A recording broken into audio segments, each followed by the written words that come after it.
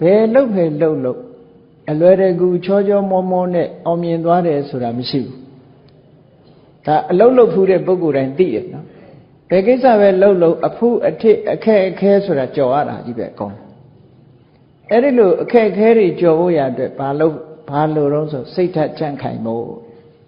မြတ်စွာဘုရားအမတ္တမထောင်းစီအောင်ဟောထားတာတခုအောင်မြင်ကြီးပွားခြင်းရင်ဆန္ဒရှိရရှိတဲ့အတိုင်းကြိုးစားရမယ်အခက်ခဲတွေ့လာလို့ရှိရင်စိတ်ဓာတ်ကြံ့ခိုင်ရမယ်ဟောနော်စင်္ဃာဆက်ကတစ်ခုနဲ့တစ်ခုအမှတ်တမဲ့ဟောတာမဟုတ်ဘူးနောက်ဆုံးကြတော့ဘာဟောတော့ဝိမန္တဆိုတာဘယ်ကိစ္စပဲဖြစ်ဖြစ်စဉ်းစားဉာဏ်လို့ခေါ်တယ် investigation စဉ်းစားတယ်ဘယ်ကိစ္စပဲဖြစ်ဖြစ်သူကနော်စဉ်းစားဉာဏ်နဲ့လုပ်တဲ့အရာတစ်ခုဟာအမှားမရှိဘူးပေါ့ဒါကြောင့်မို့ဒီ၄ခုပေါင်းလိုက်တဲ့အခါမှာဆန္ဒရှိတဲ့နောက်ကကြိုးစားမှုလိုက်တယ်စိတ်ဓာတ်ချမ်းခိုင်တယ်လှုပ်သမျှအသိဉာဏ်နဲ့ဥဆောင်ပြီးတော့လှုပ်တယ်လို့ဆိုတဲ့အခါဘယ်မှလည်းမအောင်မြင်ပဲရှိမလဲဒါကြောင့်မို့လို့ပါဠိစာပေမှာရောမြန်မာစကားမှာရောအဆိုလေးတွေရှိပါဠိစာပေကအလိုလာတာကဘယ်လိုလာတော့သန္တဝတ္တောကိဏ္ဏမကမ္မနသိစတိတဲ့သန္တဝတ္တောသန္တရှိတဲ့ပုဂ္ဂိုလ်မှာကိဏ္ဏမကမ္မနသိစတိမအောင်မြင်မပြီးစည်းနိုင်တဲ့အလုပ်ဆိုတာဘယ်မှာရှိမလဲအောင်မြင်နိုင်တယ်လို့ပြောတာနော်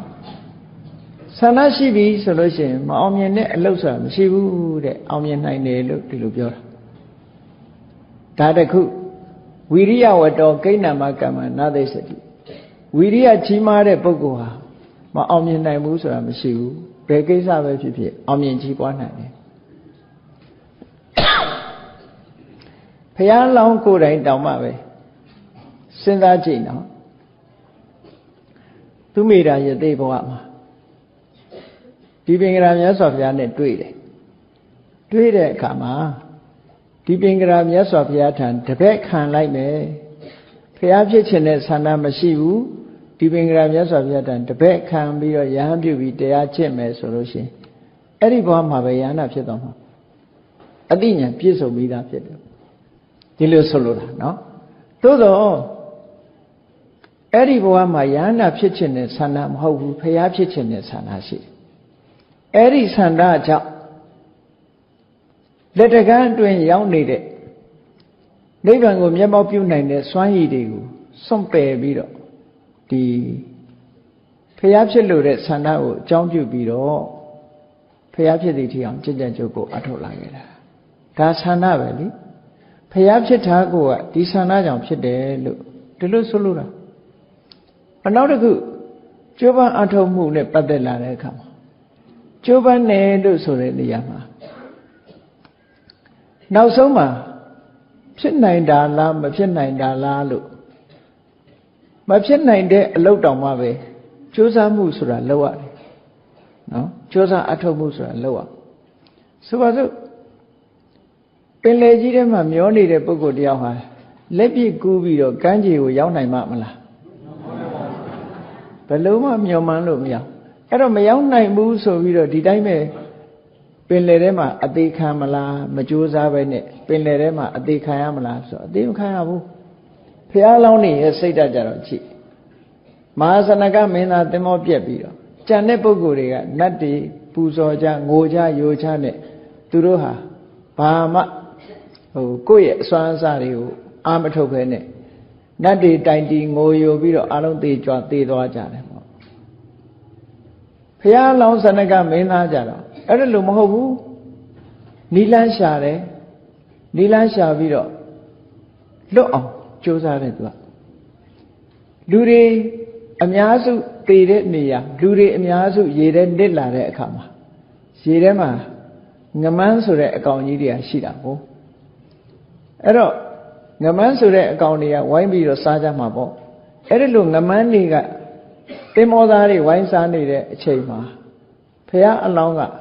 အမြင့်ဆုံးရွက်တိုင်ပေါ်မှာတက်ပြီးတော့အဲ့ဓာတွေကိုကြော်သွားအောင်ဟိုဘက်ထီအောင်ခုန်ပြီးတော့ပင်လယ်ကြီးကို9ရက်တိတိလက်ပစ်ကူးနေတာအဲ့တော့နတ်သမီးကလာမေးတဲ့ဇာလန်းမှာ ဘာဖြစ်လို့လုံးထားလဲကမ်းမမြင်လမ်းမမြင်နဲ့မရောက်နိုင်တဲ့ကိစ္စကိုဘာဖြစ်လို့အပင်ကမန်းခံလှုပ်တုံးဆိုတော့ဘုရားလောင်းပြောတဲ့စကားလေးကအမှန်တမ်းကောင်းတယ်သူက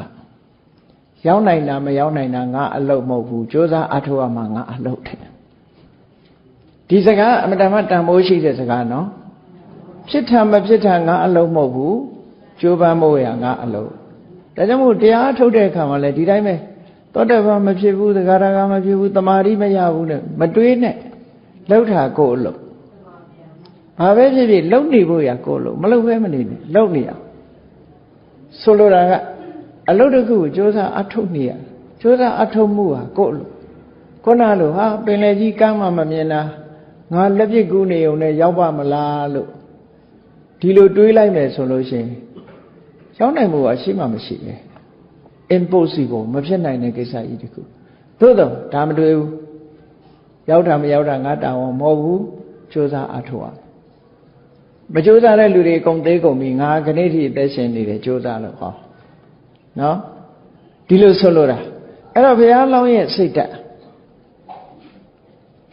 ဝါယမိထေဝပုရိသောနန္နိဗ္ဗိနေယပဏိတော်တယ်ဘယ်အလုပ်ပဲဖြစ်ဖြစ်ကြိုးစားအထောက်ရမယ်တဲ့ကြိုးစားအထောက်မှုပေါ်မှာလက်မြောက်ပြီးအရှုံးပေးတာမျိုးဘယ်တော့မှမလုပ်ရဘူးတဲ့ဘယ်ကိစ္စမှဖြစ်ဖြစ်မောင်းမြင်အောင်မြင်သည့်အထိကြိုးစားရမယ်လို့ဒီလိုဆိုလိုတာလေရင်ပြန်တီထွင်မှုနဲ့ပတ်သက်တဲ့သမိုင်းကိုကြည့်မလားအခုလူတွေဟာကဘာအနှံ့ခရီးသွားတဲ့အခါမှာလေရင်ပြန်စီးပြီးတော့သွားကြတာအဲ့ဒါ right brother ဆိုတဲ့ညီနောင်တွေရဲ့ကျိုးပန်းအထောက်မှုကြောင့်လူတွေဟာဒီကနေ့လေမြန်စီးပြီးကောင်းကင်ကနေပြီးခရီးတွေသွားနိုင်ကြတာနော်သူတို့ဟာအမျိုးမျိုးကြိုးစားခဲ့ရှေ့ပိုင်းကလူတွေလည်းအမျိုးမျိုးကြိုးစားကြလူကိုတောင်တက်ပြီးတော့အမြင့်ကခုန်ချပြီးတော့ပြန်ကြည့်တယ်အသေးခံပြီးလှုပ်တာနော်အဲ့ဒါလို့ကြိုးစားလာတဲ့အတွက်ကြောင့်နောက်ဆုံးမှာဘာဖြစ်သွားတော့ဆိုအခုခေတ်လေမြန်ကြီးတွေဖြစ်လာလို့အလုံးဟာကောင်းကင်ကနေပြန်နိုင်တဲ့အနေအထားမျိုးရောက်သွားတယ်လေမဖြစ်နိုင်တာရှင်းတော့ကတော့ဒီလူတွေမဖြစ်နိုင်တာလုပ်တယ်လို့ပြောကြမှာသို့တော့မဖြစ်နိုင်ဘူးဆိုတာဖြစ်လာတယ်ကြိုးစားအထောက်မှုလို့ဒီလိုပြောတာနော်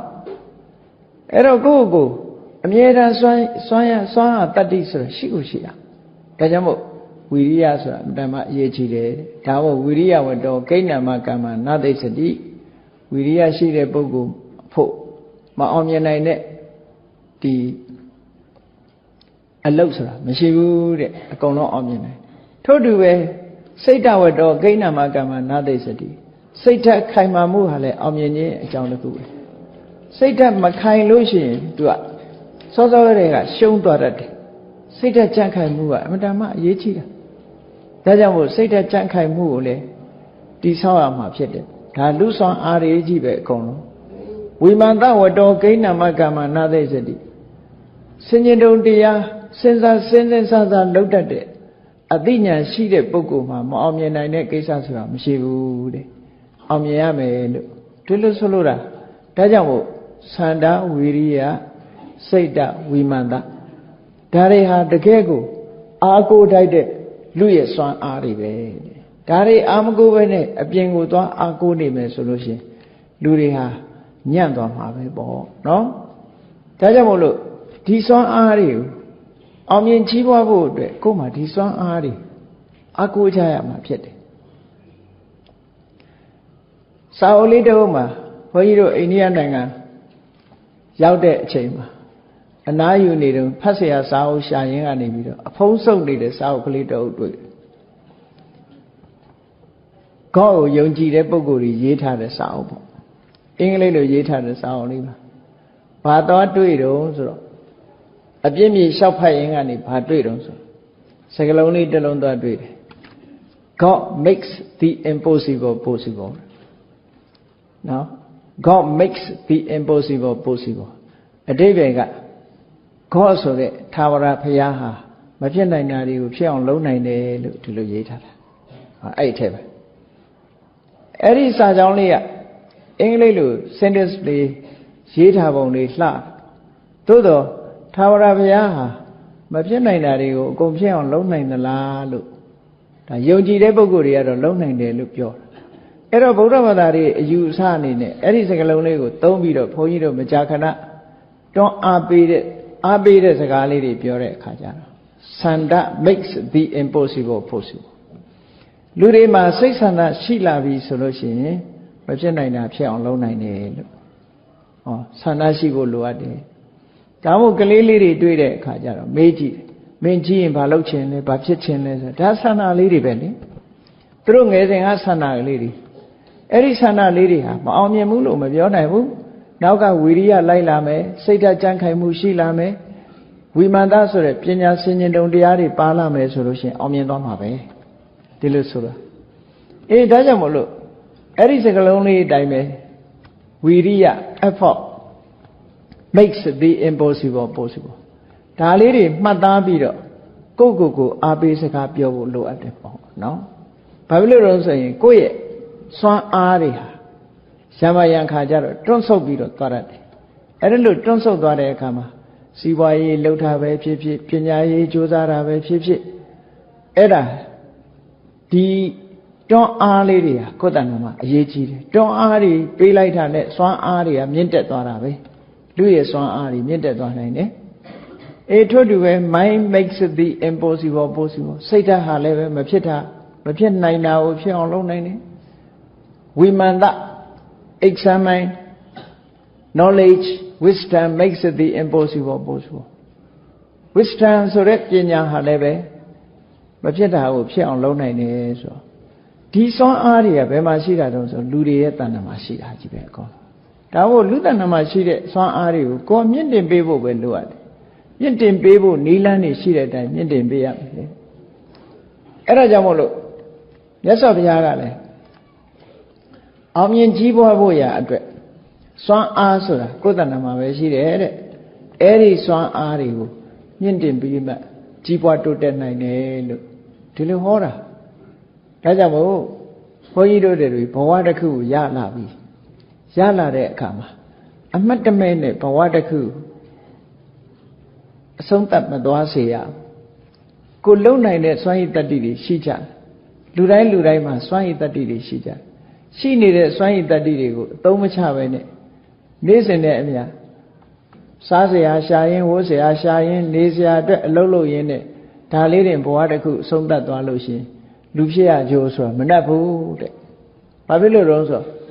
လူတွေမှသာစားစရာရှာတာမဟုတ်ဘူးတိရစ္ဆာန်တွေလည်းစားစရာမရှာဘူးလား။ရှာပါဗျာ။အဲ့တော့ဘာမှမထူးဘူးလေသူတို့လည်းစားစရာရှာတာကိုယ်လည်းစားစရာရှာတာနော်။ဝတ်စရာ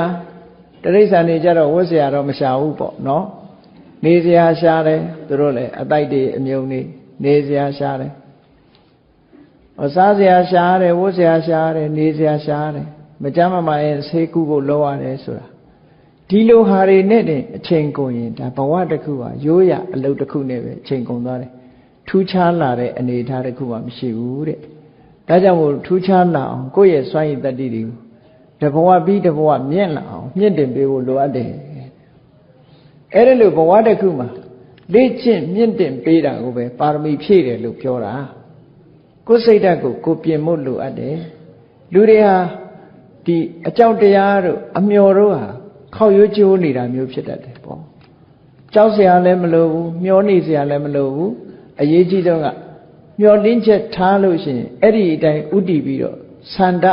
ရှိရမယ်ကိုရှိတဲ့ဆန္ဒအတိုင်းလုံလဝိရိယနောက်ကလိုက်ရမယ်စိတ်ဓာတ်ချမ်းခိုင်မှုရှိရမယ်လုပ်ပြီးဆိုတဲ့အခါမှာစင်ញင်တုံတရားရှေ့သွားရှိပြီးတော့လုပ်ရမယ်လို့ဒီလိုဆိုလို့ရှိရင်လူတွေရဲ့စွမ်းအားဟာပြည့်လာပြီးတော့အောင်မြင်ကြီးပွားခြင်းဆိုတဲ့အကျိုးတရားကိုမရဘဲမနေဘူးဘယ်အထိကိုအောင်မြင်နေတာလဲဆိုတဲ့အတိုင်းအတာတစ်ခုရအောင်မြင်ကြီးပွားအဲ့ဒီအောင်မြင်ကြီးပွားတယ်ဆိုတာကိုမင်္ဂလာလို့ခေါ်တာပဲလောကမှာလူတွေကမင်္ဂလာနဲ့ပြောတာမင်္ဂလာဆိုတာဟိတဒုက္ခဖြစ်ပေါ်စေတာဟိတဒုက္ခဖြစ်တယ်ဆိုတာအောင်မြင်တာကြီးပွားတာပြောတာအဲ့ဒီအောင်မြင်မှုကြီးပွားမှုဟာလူရဲ့စွမ်းအားနဲ့လူတဏ္ဍာမှာရှိရမယ့်အနေအထားတွေအခြေခံတွေအခြေအနေကောင်းတွေမရှိဘဲနဲ့ဘာတစ်ခုမှဖြစ်မှာမဟုတ်တစ်ပင်လေးတစ်ပင်ဆိုင်အောင်နော်အခြေအနေကောင်းရှိရမယ်ဘာအခြေအနေကောင်းတော့ဆိုမြေကောင်းရမယ်ရေကောင်းရမယ်နော်ရာသီဥတုကောင်းတဲ့နေရာဖြစ်ရဒီလိုဆိုရင်ဖြစ်တယ်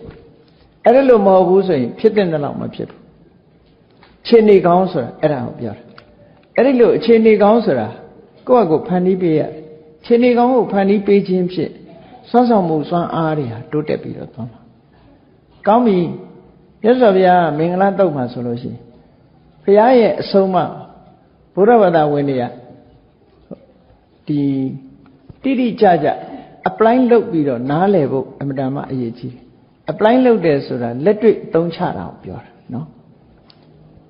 ဘုရားဘာသာဝင်နေအများစုဟာဘာလုပ်လဲဘုရားရှိခိုးတယ်ဒါနလုပ်တယ်သီလဆောက်တည်တယ်ရိုးရာအလုပ်ကလေးနဲ့တည်းဒီလိုနေကြတယ်မြတ်စွာဘုရားဟောတာဟာဒီတဲ့ပို့တယ်နော်မြတ်စွာဘုရားအဆုံးအမတွေမှာဒီတဲ့ပို့တယ်ဒီတဲ့ပို့တာတွေကိုအမှတ်ထားတတ်ဖို့လိုတယ်မြတ်စွာဘုရားဆုံးမတဲ့အခါမှာလူတွေမှာ၃ပိုင်းခွဲကြည့်လိုက်ကိုယ့်ကိုယ်ဘယ်အစားတွေကလဲဘယ်အဆင့်ကလဲအခုပြောမယ်ဆိုရင် level ပေါ့ level 1 2 3ထားကြည့်အဆင့်30ထားကြည့်ပဲနံပါတ်1အဆင့်ကဘာတော့ဆိုဒီဘဝမှာစီးပွားဥစ္စာတွေကြီးပွားတိုးတက်ပြီးသားနဲ့သမီးနဲ့ဆွေနဲ့မျိုးနဲ့တိုက်ဝန်းနဲ့ချမ်းချမ်းသာသာနေချင်တယ်ဆိုတဲ့လူကဒါပထမအဆင့် level ပဲအဲ့ဒီအဆင့် level အောင်မြင်ဖို့အတွက်လည်းမြတ်စွာဘုရားဟောထားရှိတယ်အေးဒီအဆင့်နဲ့တည်းမကျင့်တတ်သေးဘူးနောင်ဘဝဆိုတာကိုမသိဘူးမသိတဲ့နောင်ဘဝအတွက်ဘာလုပ်ရဘာပြင်ထားရမလဲဘယ်လိုပြင်ဆင်ရမလဲဒီဘဝကြီးဟာတနေ့ကြလို့ရှိရင်တို့ဒီဘဝကြီးကအဆုံးသတ်မှာအဆုံးသတ်သွားတော့နောင်ဘဝမှာအခြေအနေကောင်းအောင်တို့ဘာလုပ်ထားရမလဲကိုမသိအဲ့ဒါအတွက်လည်းမြတ်စွာဘုရားကတံပရာယိကထလို့ခေါ်တယ်နောင်ဘဝအတွက်အကျိုးရှိရာရှိကြောင်းမြတ်စွာဘုရားဟောထားဘာတွေပြင်ဆင်ထားရမယ်ဆိုတာမြတ်စွာဘုရားအကျိုးတင်ဟောထားတယ်ဒါကဒီဘဝတည်းမကဘူးနောင်ဘဝပါကောင်းစားခြင်းတဲ့ပုဂ္ဂိုလ်တွေက level 2လို့ဒီလိုမှတ်တယ်အဆင့်2မှာဒီလိုစဉ်းစားဟောအဆင့်3ရောက်တဲ့ပုဂ္ဂိုလ်တွေကြတော့အေးဒီဘဝလည်းကြီးပွားတိုးတက်လဲကြီးပွားတိုးတက်မှုလည်းမလိုချင်ဘူးနောင်ဘဝဆိုတာလည်းမလိုချင်တော့ဘူးဒီဘဝမှာပဲဒုက္ခတွေအဆုံးသတ်ပြီးတော့နိဗ္ဗာန်ရချင်တယ်ဆိုတဲ့ပုဂ္ဂိုလ် level 3အဆင့်မြင့်ဆုံးပဲအဆင့်လိုက်သူအလုံးလုံးဖို့လိုတယ်နော်သူ့အဆင့်လိုက်သူအလုံးလုံးရမယ်နံပါတ်1အဆင့်ကနံပါတ်3သွားလုံးလို့မရဘူးသူ့အဆင့်နဲ့သူလုံးရဘယ်ဟာအရာပဲဖြစ်ဖြစ်အကြောင်းဟာသူ့အကြောင်းနဲ့သူရှိတယ်မြတ်စွာဘုရားကအဲ့ဒီ3မျိုးလုံးနဲ့ဟောထားတယ်ဒါကြောင့်မို့ဘုရားကိုတတ်တာလို့ဂုဏ်ပြုပြီးတော့ဒီတကယ့်ကိုဆုံးမနိုင်တဲ့အခြေအနေကောင်းတွေကိုဖြစ်ပေါ်အောင်ဆုံးမနိုင်တဲ့ဆရာတဆူလို့ဒီလိုတတ်တာတွေကမနုဿာနံလို့ဆိုပြီးတော့ဘုရားကုံတော်ထဲမှာဒီလိုဆိုထားတာနော်ဒိဋ္ဌဓမ္မိကတံပရာယိကပရမတ္ထေဟိတတ္တိတာတတိအနုတတတိဒီတတ်ထားတယ်ဒိဋ္ဌဓမ္မိကဆိုတာဒီဘဝချမ်းသာဒုက္ခရဖို့အတွက်လမ်းညွှန်မှုပြုတာတံပရာယိကဆိုတာပေတိချမ်းမဲ့၌ကောင်းရသူတိရောက်ဖို့ပရမတ္ထဆိုတာတန်မြာဝကလွတ်ပြီးတော့နိဗ္ဗာန်ကိုမျက်မှောက်ပြုဖို့ဒီ3ခုစလုံးကိုပေးနိုင်တယ်လောကီပညာတွေကဒီဘဝချမ်းသာဖို့တစ်ခုပဲပေးနိုင်တယ် level 2မလုံနိုင်ဘူး level 3ဆိုဝေးနော်တေချာစဉ်းစားကြည့်နော်အခုခေတ်တက္ကသိုလ်တွေ university တွေ college တွေထောင်ထားတာဘယ်အတွက်လဲဆိုဒီဘဝချမ်းသာရေးတစ်ခုအတွက်ဒိဋ္ဌဓမ္မိကအတွက်တစ်ခုတင်ဒိဋ္ဌဓမ္မိကတောင်ဖြည်းဖြည်းစုံသလားဆိုဖြည်းဖြည်းမစုံဘူးဒိဋ္ဌဓမ္မိကအတွက်တောင်တချမ်းပဲတတ်နိုင်နေတယ်ဒီလိုဆိုအောင်လောကီပညာတချမ်းပဲဘာဖြစ်လို့တချမ်းပဲလို့ပြောရတာတော့ဆိုလောကီပညာသင်လိုက်လို့ရှိရင်ဘာတွေသင်ပေးတာတော့ဆိုစီးပွားဥစ္စာရှာနီးကား economy ပေါ့ပြောမယ်ဆိုလို့ရှိရင်မရသေးတဲ့စီးစိမ်ဥစ္စာတွေရအောင်ရှာတဲ့နီးရပြီးသားစီးစိမ်ဥစ္စာတွေတိုးတက်အောင်လုပ်နိုင်တဲ့နီးဒါကိုဒီနီးကိုပဲသင်ပါပဲအလောက်ကန်ရမယ်စီးပွားရမယ်စီးပွားဖြစ်မယ်ဒီဟာပဲသင်ပေးအဲ့ဒါဟာတချမ်းပဲရှိသေးတယ်မြတ်စွာဘုရားဟောထားတာလူဆိုလို့ရှိရင်နှစ်ဖက်ဆုံရမယ်တဲ့အမြင်မျက်စိ2မျိုးရှိရမယ်တဲ့လူတွေမှာအမြင်မျက်စိ2မျိုးဆိုတာနံပါတ်1ကဘာတော့ဆိုရင်စီးပွားရှာတတ်တဲ့မျက်စိရှိရမယ်နော်စီးပွားရှာနိုင်တဲ့မျက်စိဆိုတာစီးပွားရေးမျက်စိဆိုတာခုနပြောတဲ့ economy ကိုပြောတာနော် ဘယ်လိုစီးပွားရှာတဲ့မျက်စိလဲလို့ဆိုလို့ရှိရင်မရသေးတဲ့စီစဉ်ဥစ္စာရအောင်ရပြီးသားစီစဉ်ဥစ္စာတွေတိုးပွားလာအောင်နော်တဖြည်းဖြည်းချမ်းသာကြွယ်ဝလာသည့်ထိအောင်ရောင်းဝယ်ဖောက်ကားစိုက်ပျိုးပါညာအကုန်လုံးပေါ့လူလောကမှာစီးပွားဖြစ်ထွန်းအောင်စီးပွားကြီးပွားတိုးတက်အောင်လုပ်တဲ့ဒီစနစ်တွေအဲ့ဒါဟာစီးပွားရေးမျက်စိလို့ခေါ်တယ်ခြုံငုံပြောလို့ရှိရင်အဲ့ဒီစီးပွားရေးမျက်စိကမျက်စိတစ်လုံးမှရှိသေးတယ်တစ်ဖက်ပဲရှိသေးတယ်မြတ်စွာဘုရားကနောက်တစ်ဖက်ရှိသေးတယ်တဲ့အဲ့ဒီနောက်တစ်ဖက်ကဘာလို့ဆိုရင် moral eye လို့ခေါ်တယ်နော်ကိုချင်းတရားနဲ့ပတ်သက်တဲ့မျက်စိရှိရအောင်ပဲဒါကကုသိုလ်ဒါကအကုသိုလ်ဒါကအပြစ်ရှိတယ်ဒါကအပြစ်မရှိဘူးဒါကလှုပ်တဲ့နဲ့ဒါကမလှုပ်တဲ့ဘူးဆိုတာခွဲခြားပြီးသိနိုင်စွာရှိတဲ့ပညာရရှိရအောင်ပဲမှန်တယ်အဲ့ဒီနှစ်ခုစုံမှလူကောင်းလို့ခေါ်တာအေးစီးပွားရေးမျက်စိတစ်ခုတည်းသာရှိတဲ့လူတွေဘာဖြစ်လဲလို့ဆိုရင်ဘာပဲဘသူတွေတေးတိမ်ငတေးမှပြီးရောဆိုစီးပွားရှာနေကြတာချိတယ်ခနေ့ခေတ်မှာစီးပွားရှာတာကြည့်တယ်မမမကန်ပစ္စည်းဥစ္စာတွေမမမကန်အစားအသောက်တွေနဲ့စီးပွားရှာတယ်နော်ဘသူတွေဘာဖြစ်ဖြစ်ဆိုပြီးတော့စီးပွားရှာနေတဲ့လူတွေမရှိဘူးလားဆိုရှိတယ်ရှိတယ်အဲ့ဒါဘာလို့ဒီလိုဖြစ်ရတာတော့ဆို moral eye လို့ခေါ်တဲ့ဒုတိယမျက်လုံးမရှိတာဒုတိယမျက်လုံးမရှိတဲ့လူကတော့စီးပွားဖြစ်ပြီးရောအကုန်လုံးပဲသူ့ရဲ့စိတ်ဓာတ်ကအဲ့လိုပတ်စံရရင်ပြီးရောပေါ့ရှင်းရှင်းပြောရင်ပတ်စံရရင်ပြီးရောအကုန်လုံးပဲအဲ့ဒါစီးပွားရေးမျက်စိတစ်ဖက်တတ်တင်ရှိတာမြတ်စွာဘုရားကအဲ့ဒါဆိုမပြည့်စုံဘူးတဲ့ကိုချင်းတရားနဲ့ပြန်ထိန်ရကိုချင်းတရားနဲ့ပြန်ထိန်မှာစီးပွားဖြစ်ရုံနဲ့မကြည့်ရဘူးကိုချင်းတရားမပြည့်စည်စေရကိုချင်းတရားနဲ့ပြန်ထိန်တာအကုသိုလ်နဲ့စီးပွားမရှာဘူးကုသိုလ်နဲ့ပဲစီးပွားရှာမကောင်းတဲ့အလုံးနဲ့စီးပွားမရှာဘူးသူများထိခိုက်မဲ့အလုံးနဲ့စီးပွားမရှာဘူးကောင်းတဲ့အလုံးနဲ့ပဲအများမထိခိုက်တဲ့နည်းနဲ့ပဲစီးပွားရှာမယ်လို့ဟောဒီနှစ်ခုထိမ့်ညှိပေးထားတာထိမ့်ညှိပေးထားတာစီးပွားရေးနဲ့ကိုချင်းတရားဒီနှစ်ခုကတွဲဖက်ပြီးတော့ထားကဲကိုချင်းတရားပြက်ပြားပြီးတော့စီးပွားပတ်စံရပြီးရောဘယ်လိုနည်းနဲ့ရှာပတ်စံရပြီးရောဆိုတဲ့လူတွေဟာကိုချင်းတရားပြက်ပြားလာသည့်အတွက်ကြောင့်နောက်ဆုံးမှာဘဝတစ်ခုအဆုံးသတ်ဘယ်တော့မှမကောင်းဒီဘဝကောင်းတယ်ဆိုအောင်တော့နောက်ဘဝကောင်းမှုမရှိတော့ဘူးသူတို့ဒီလိုဆိုလိုတာနော်အဲ့တော့မြတ်စွာဘုရားကဒီနှစ်ခုထိမ့်ညှိပြီးတော့ထားမယ်လူတော်လူကောင်းဆိုတာဒီနှစ်ခုရှိစာပေကပြောတယ်ဒွိစက္ခုလို့ခေါ်တယ်မျက်စိနှလုံးရှိတယ်မျက်စိနှလုံးရှိရမယ်မျက်စိနှလုံးစီးပွားရှာရတဲ့မျက်စိရှိရမယ်ကိုချင်းတရားနဲ့ပတ်သက်တဲ့မျက်စိရှိရဒီမျက်စိနှလုံးထိမ့်ချုပ်ပြီးတော့အလုံးလုံးတဲ့ပုဂ္ဂိုလ်မှာတကယ်လူတော်လူကောင်းလို့ဒီလိုသတ်မှတ်တယ်မြတ်စွာဘုရားဒါဘုရားဟောတဲ့အခြေခံတရားတွေပဲနော်အဲ့ဒီတရားဘယ်မှာရှိတာတုံးဆိုအင်္ဂုတ္တရနိကေအန္တသုတ်တံဆိုတာမြတ်စွာဘုရားဟောတာရှိတယ်အဲ့ဒီအန္တသုတ်တံမှာလောကလူသားတွေရဲ့အကျိုးရည်ညွှန်းပြီးတော့မြတ်စွာဘုရားစီးပွားရှာတာတောင်မှပဲတရားသဖြင့်စီးပွားရှာရမယ်လို့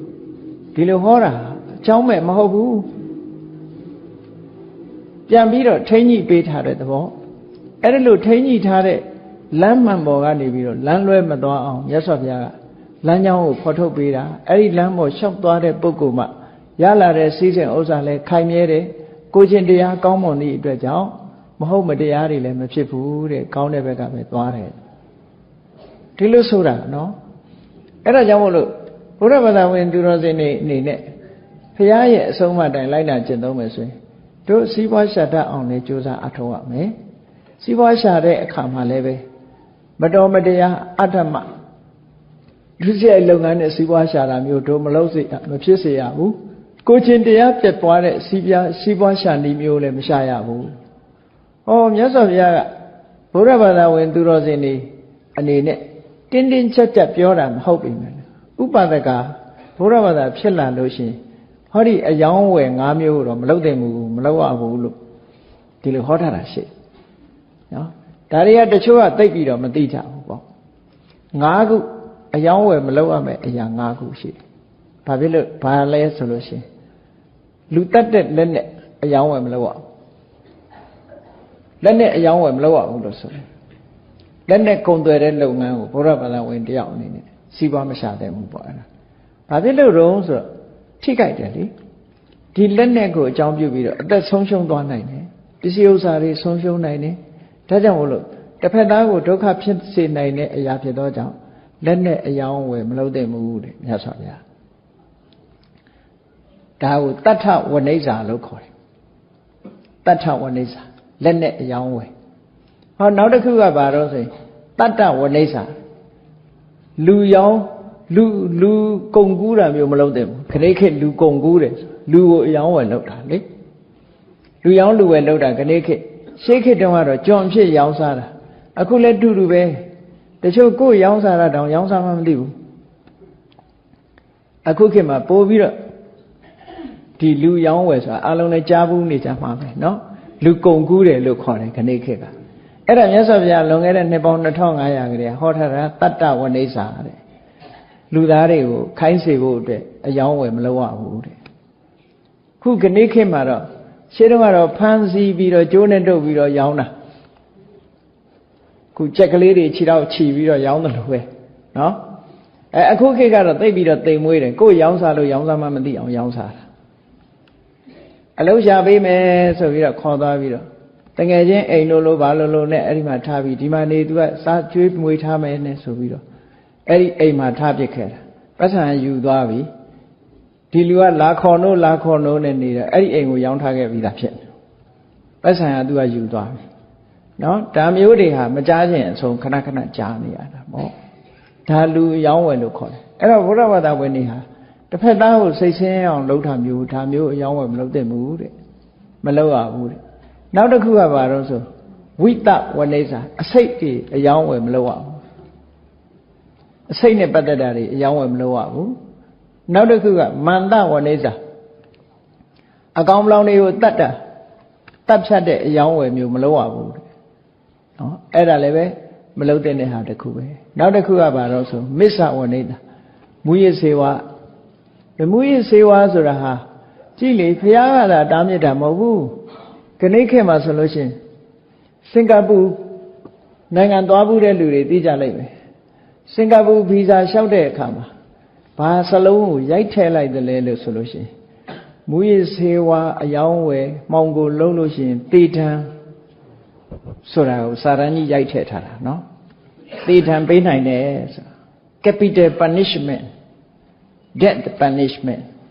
capital punishment လို့လည်းခေါ်တယ် death punishment လို့လည်းခေါ်တယ်မူရစေဝရောင်းဝယ်ဖို့ကတေထံကိုကြစေနိုင်တယ်လို့အဲ့လိုကိုဒီသူ့နိုင်ငံမှာမူရစေဝလာပြီးတော့ခိုးသွင်းလာမှာဆိုလို့ဒါတွေကလည်းခိုးသွင်းနေတဲ့လူတွေရှိတာပဲနော်အဲ့ဒီလိုမူရစေဝရောင်းဝယ်မှုကတေထံထိအောင်ပေးနိုင်တဲ့ပြစ်မှုတစ်ခုဆိုတာကြည့်လေဒါဘာဖြစ်လို့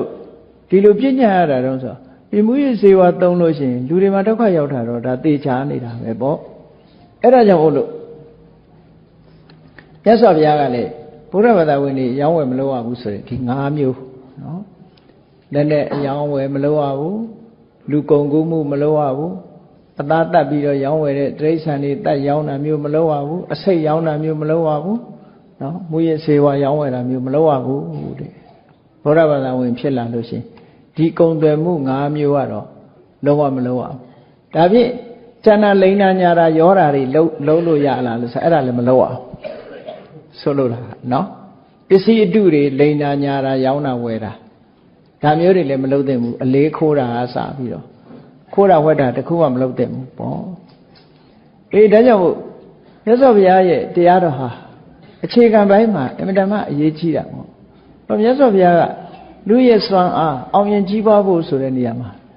ဒီ morality ဟာအင်မတန်မှအရေးကြီးတယ်တဲ့ကိုချင်းတရားနဲ့ထိမ့်မှကြံတဲ့အောင်မြင်မှုတွေဟာရေရှည်ခံနိုင်တယ်ပေါ့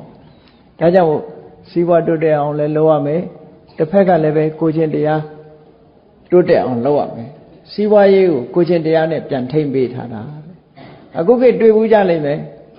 အောင်စီးပွားရေးမှာအောင်မြင်ကြီးပွားလာတဲ့အခါဘာဖြစ်တုံးဆိုကိုချင်းတရားတွေပြက်ပြားလာကိုချင်းတရားပြက်ပြားတာနောက်မှလိုက်ပြီးတော့စီးပွားလည်းပြက်သွားတယ်နောက်ကျအဲ့လိုနဲ့ဆင်းရဲသွားတဲ့လူတွေရှိတာပဲလေအေးဒါကြောင့်ကိုစွမ်းအားတွေရစွမ်းအားအောင်မြင်ကြီးပွားအောင်လုပ်တယ်ဆိုတဲ့နေရာမှာအခုလို့ဘက်စုံဘက်က တော်အောင်ကြီးပွားအထောက်ဖို့ဆိုတာမြတ်စွာဘုရားဒီလိုဟောတယ်အဲ့တော့ဗုဒ္ဓဘာသာဝင်တို့ရဲ့နေနည်းထိုင်နည်းပေါ့ဘာသာတရားဆိုတာ way of life လို့ပြောကြတယ် way of life ဆိုတာဘဝမှာဘယ်လိုနေရမယ်ဆိုတာဗုဒ္ဓဘာသာဝင်တယောက်ဟာဘယ်လိုနေတယ်တခြားဘာသာဝင်တယောက်တွေကဘယ်လိုနေတယ်ကိုယ့်ဘာသာရဲ့အဆုံးအမနဲ့ဘဝမှာဘယ်လိုနေရမယ်ဆိုတာအဲ့ဒီအဆုံးအမအတိုင်းလိုက်နာကျင့်သုံးဖို့ဆိုတာအမှန်တမ်းအရေးကြီးတယ်ပေါ့ကောင်းပြီမြတ်စွာဘုရားကဘုန်းကြီးတို့တွေကိုလူဘဝရောက်လာပြီဆိုတဲ့အခါမှာဘာအရေးကြီးဆုံးလုံးလို့အောင်မြင်ကြီးပွားဖို့အတွက်အရေးကြီးဆုံးတစ်ခုစတင်ပြီးတော့ပြောထားတာရှိတယ်။ဘာလဲလို့ဆိုရင်မင်းလူဘဝလူတွေရဲ့အတိုင်းဝိုင်းလူတွေနဲ့နေတဲ့အခါမှာအသိဉာဏ်ကင်းမဲ့တဲ့ပုဂ္ဂိုလ်တွေအသိဉာဏ်မဲ့တဲ့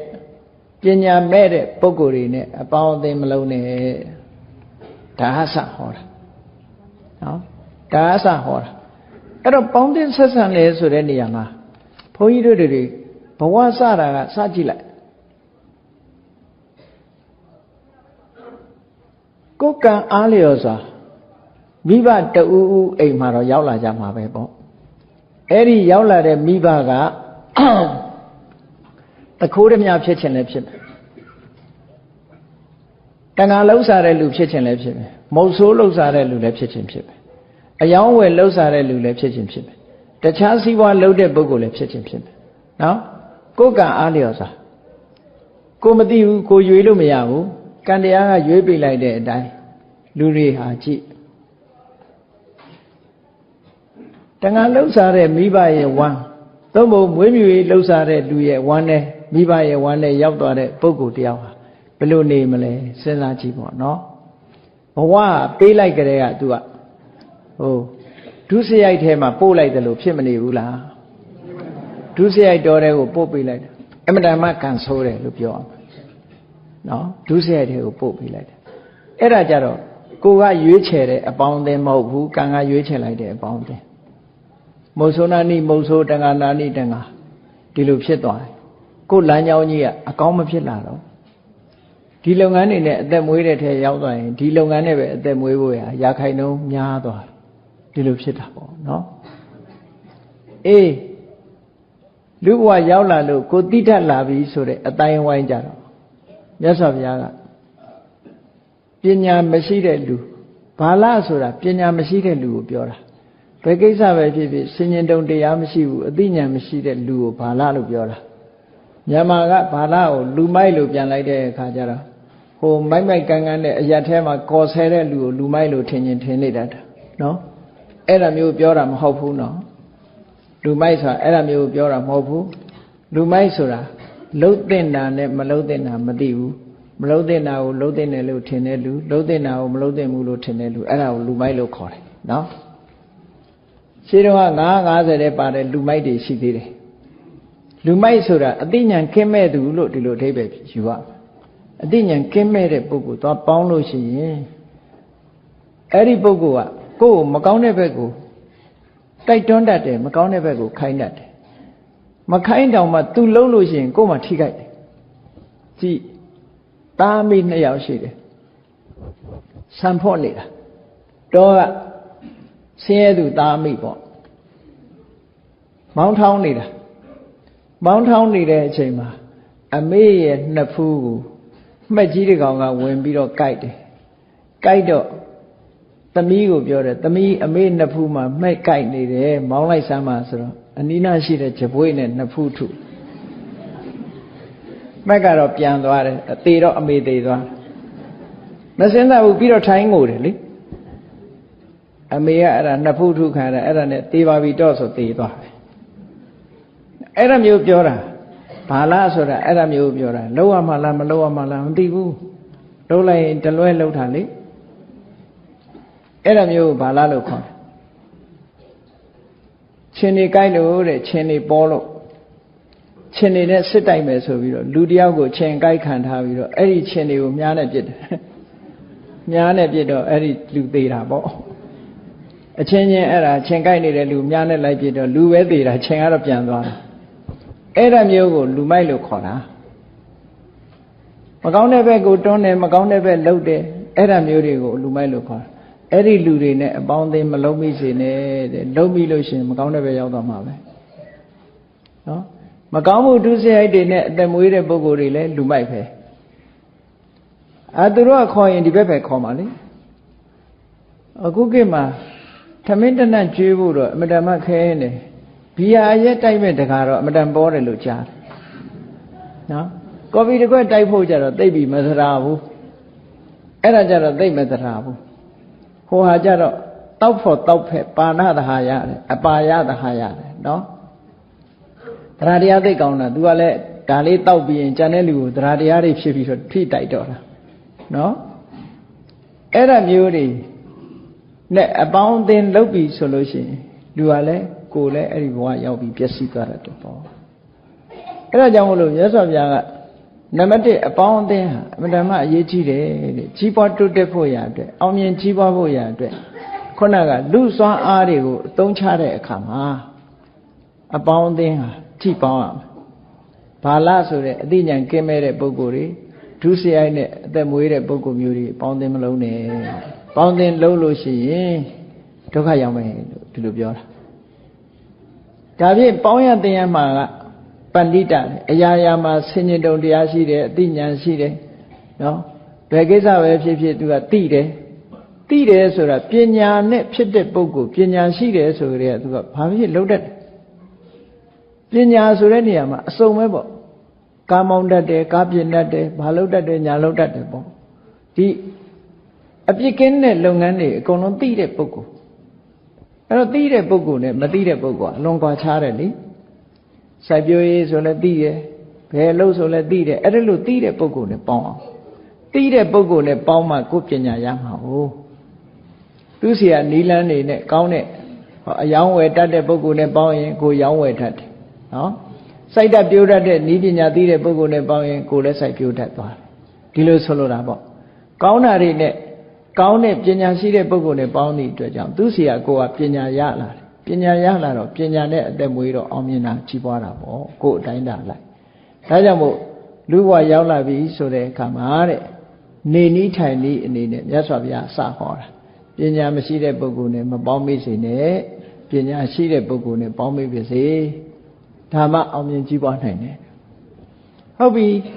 လူလောကထဲမှာအပေါင်းအသင်းဟာအရေးကြီးဆုံးဖြစ်လို့မြတ်စွာဘုရားကအပေါင်းအသင်းကိုရှေးဥစွာဟောတာကဲပေါင်းသင်းဆက်ဆံရေးရွေးပြီးတော့ပေါင်းပြီးပါပြီပေါင်းတော့အသိဉာဏ်ရှိတဲ့ပုဂ္ဂိုလ်တွေနဲ့ပေါင်းတဲ့အခါမှာလူတွေရဲ့အတိုင်းဝိုင်းထဲမှာလေးစားတိုက်တဲ့ပုဂ္ဂိုလ်တွေဂုဏ်ပြုတိုက်တဲ့ပုဂ္ဂိုလ်တွေရှိတယ်အဲ့ဒီပုဂ္ဂိုလ်တွေကိုပြစ်ပယ်ပြီးတော့မထားရဘူးနော်ပြစ်ပယ်ပြီးတော့မထားရဘူးလေးစားတိုက်တဲ့ပုဂ္ဂိုလ်လေးစားတယ်ပူဇော်တိုက်တဲ့ပုဂ္ဂိုလ်ပူဇော်သည့်အတွက်ကြောင့်ကုသိုလ်ရရုံနဲ့မဟုတ်ဘူးသူတို့ရဲ့မေတ္တာကိုရလာသည့်အတွက်ကြောင့်သူတို့ကကုညီဆောင်ရှောက်မှုတွေအကြံကောင်းအညံကောင်းတွေပေးလာတယ်ဆုံးမသွန်သင်လာတယ်ဟောကိုယ့်အတွက်တန်ဖိုးမဖြတ်နိုင်တဲ့အသိဉာဏ်တွေကိုပြန်ရတယ်ဒီလိုဆိုလို့တာနော်ဒါကြောင့်မို့လူအတိုင်းဝိုင်းထဲမှာနံပါတ်1အပေါင်းအသင်းရွေးပြီးတဲ့အခါမှာလူလောကထဲမှာလေးစားတိုက်တဲ့ပုဂ္ဂိုလ်လေးစားအဲ့ဒါလို့လေးစားနေမှကိုယ်ဟာကြီးပွားတိုးတက်နိုင်တယ်လို့မြတ်စွာဘုရားဒီလိုဟောတာနော်ကဲအဲ့ဒါလူဘဝရောက်လာလို့ဒီလိုအနေအထားမျိုးရှိလာပြီဒါဘဝမှာဒီလိုစလိုက်ပြီစလာတဲ့အခါမှာဘာတွေလုပ်ဖို့လိုလဲဆိုတော့အောင်မြင်ကြီးပွားခြင်းလို့ရှိရင်နေရာဌာနအရေးကြီးသေးတယ်တဲ့ဒါကြောင့်မို့ကြီးပွားတိုးတက်ခြင်းတဲ့ပုဂ္ဂိုလ်တယောက်ဟာကြီးပွားနိုင်တဲ့နေရာမျိုးကိုရွေးချယ်ပြီးနေရဆိုလိုတာကကိုကပညာတတ်ချင်တယ်ဆိုလို့ရှိရင်ကျောင်းကောင်းကောင်းတက္ကသိုလ်ကောင်းကောင်းရှိတဲ့နေရာမှာနေရဆရာကောင်းကောင်းရှိတဲ့နေရာကိုရွှေ့နေရကိုမွေးတဲ့နေရာမှာဆရာကောင်းကောင်းမရှိဘူးဆိုရင်ရှိတဲ့နေရာရွှေ့ဒီလိုဆိုလိုတာနော်ကိုကစီးပွားရှာချင်တယ်ဆိုရင်စီးပွားရေးကောင်းတဲ့နေရာကိုရွေးရကိုကကျမ်းမာခြင်းတယ်ဆိုရင်ကျမ်းမာရေးအတွက်ထောက်ကူဖြစ်တဲ့နေရာမျိုးရွေးရဒါသူ့ဟာနဲ့သူရွေးချယ်တတ်အဲ့ဒါလို့မဟုတ်ဘူးကိုကတန်တရားဝတ်ကလွတ်ချင်တယ် ဘဝကြီးကိုဆက်ဆုပ်လာတယ်ညင်းငွေလာတယ်တရားကျင့်နေတယ်ဆိုရင်တရားရိပ်တာတွေတို့တရားပြနိုင်တဲ့ပုဂ္ဂိုလ်တွေရှိတဲ့နေရာရွေးချယ်တာဟောဒီလိုဆိုလို့တာနော်သူ့နေရာနဲ့သူရွေးအဲ့ဒါကိုပဲပฏิရူပဒေသဝါဒလို့ခေါ်တာရွေးတတ်ရမယ်ပညာတော့တတ်ချင်ပါတယ်သင်ပေးမဲ့လူမရှိတဲ့နေရာသွားနေဘယ်လိုလုပ်တတ်မတတ်စိုက်ပျိုးရေးဝါသနာပါတယ်ကြောက်ကုန်းပေါ်မှာသွားနေနော်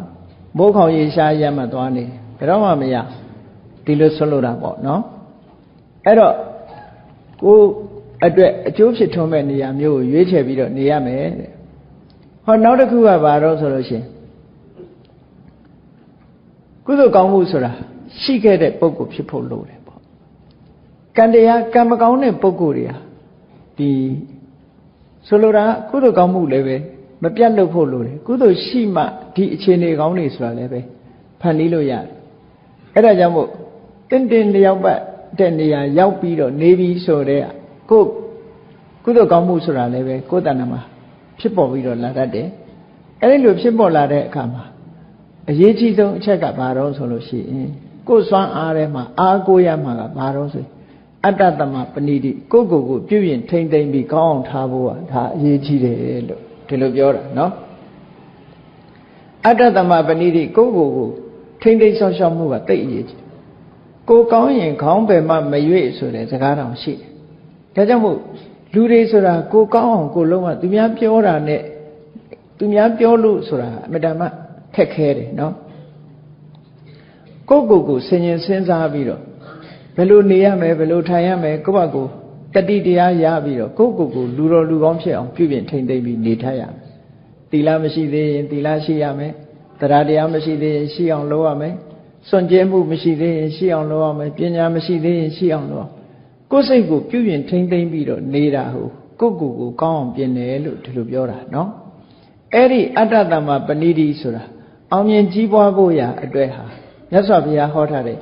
နေနည်းထိုင်နည်းထဲမှာအရေးကြီးဆုံးနေနည်းထိုင်နည်းတစ်ခုဘဝတစ်ခုရလာတဲ့အခါမှာကြည့်လူဘဝဆိုတာရှားပွေစားတော့ကြတာပဲကိုယ့်အလုပ်ကိုလုပ်နေကြတာလူတယောက်ဟာဆိုပါစို့စိတ်တူတတ်တယ်ဒေါသကြီးတယ်ဒေါသထွက်တတ်တယ်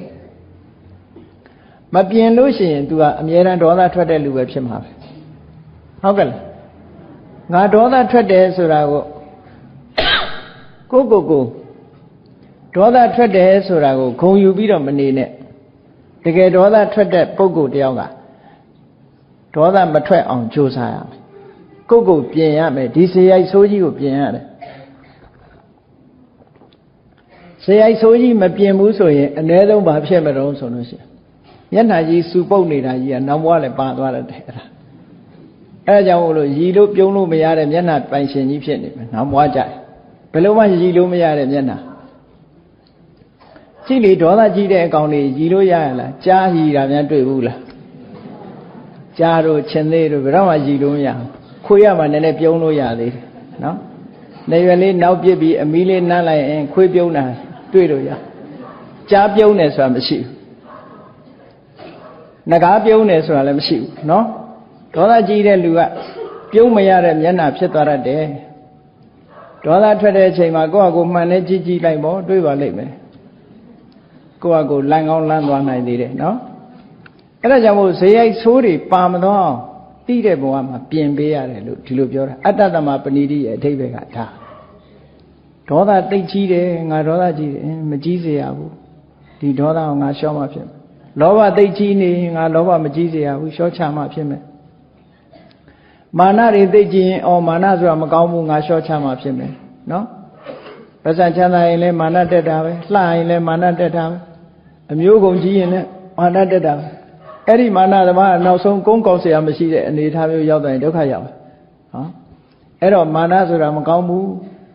တစ်ဖက်သားပေါ်မှာမောက်မာတာဟာမကောင်းဘူးဒီမာနတွေငါလျှော့ချမှပဲအလုံးပေါ်မှာပြေးပြေးလဲလဲကိုယ်နဲ့ဓာတ်လူထားပြီးတော့ဆက်ဆံနိုင်အောင်ကြိုးစားအားထုတ်ရမယ်ဒီလိုဆိုလိုတာနော်အဲ့ဒါကိုအတ္တသမပဏိတိလို့ခေါ်တယ်ကိုယ့်ဘက်ကိုမပြင်းသမျှကလပ်ပတ်လုံးဘယ်တော့မှလူကောင်းမဖြစ်ဘူးဘယ်လောက်ကုသိုလ်ကောင်းမှုတွေအတိတ်ခလောက်ခဲ့ဒီဘဝမှာတိတတ်တဲ့ဘဝမှာကိုယ့်ကိုယ်ကိုမပြင်းဘူးဆိုရင်လူတော်လူကောင်းဖြစ်ဖို့နောက်ဝေးသွားလိမ့် တိရတဲ့ဘဝမှာပြင်းကိုပြင်ရမယ်ပြင်ဖို့ကြိုးစားရမယ်အတ္တသမပဏိတိစဉ်းစားကြည့်နော်ပฏิရူပဒေတာလေးနဲ့တည်းမရဘူးပုဗ္ဗေသကတပုံညတာလေးနဲ့လည်းမရဘူးအရေးကြီးတာအတ္တသမပဏိတိဒေဝဒတ်ကိုပဲကြည့်ပေါ့ဒေဝဒတ်ဟာပฏิရူပအရာမှာလူဖြစ်တာပဲလေဖះနဲ့သမီးရောက်ဖတ်တော်တယ်တစ်ဖက်ကသာသမီးရောက်ဖတ်ပြောတာညီကိုဝမ်းခွဲလဲတော်သေးတယ်လေညီကိုဝမ်းခွဲတော်တယ်ကုသိုလ်ကောင်းမှုလည်းသူရှိတယ်လေသူမင်းသားဖြစ်တာပဲနောက်ဆုံးမှာဖះတပည့်ခံပြီးတော့တရားကျင့်တဲ့အခါမှာတကောအိဋ္ဌိပတ်တွေတောင်ရတာပဲဘာပြက်သွားတာတော့ဆိုအတ္တသမပဏိတိပြက်သွားတာသူမှာကိုပြင်ရမှမပြင်သည့်အတွက်ကြောင့်ဖះကိုဆန့်ကျင်မဲ့တွေလှုပ်ပြီးနောက်ဆုံးအဝိဇ္ဇငရဲရောက်သွားတာအဲ့တော့အတ္တသမပဏိတိဟာအရေးအကြီးဆုံးပဲလို့ဘဝတစ်ခုရလာပြီဆိုရင်ဘုန်းကြီးတို့တွေကိုပြင်နိုင်အောင်ကြိုးစားရမယ်မပြင်နိုင်ဘူးဆိုရင်ခေါက်ရိုးကြီးကျိုးပြီးတော့ဘဝဆက်တိုင်းမှာနော်လောဘစရိုက်တွေဒေါသစရိုက်တွေ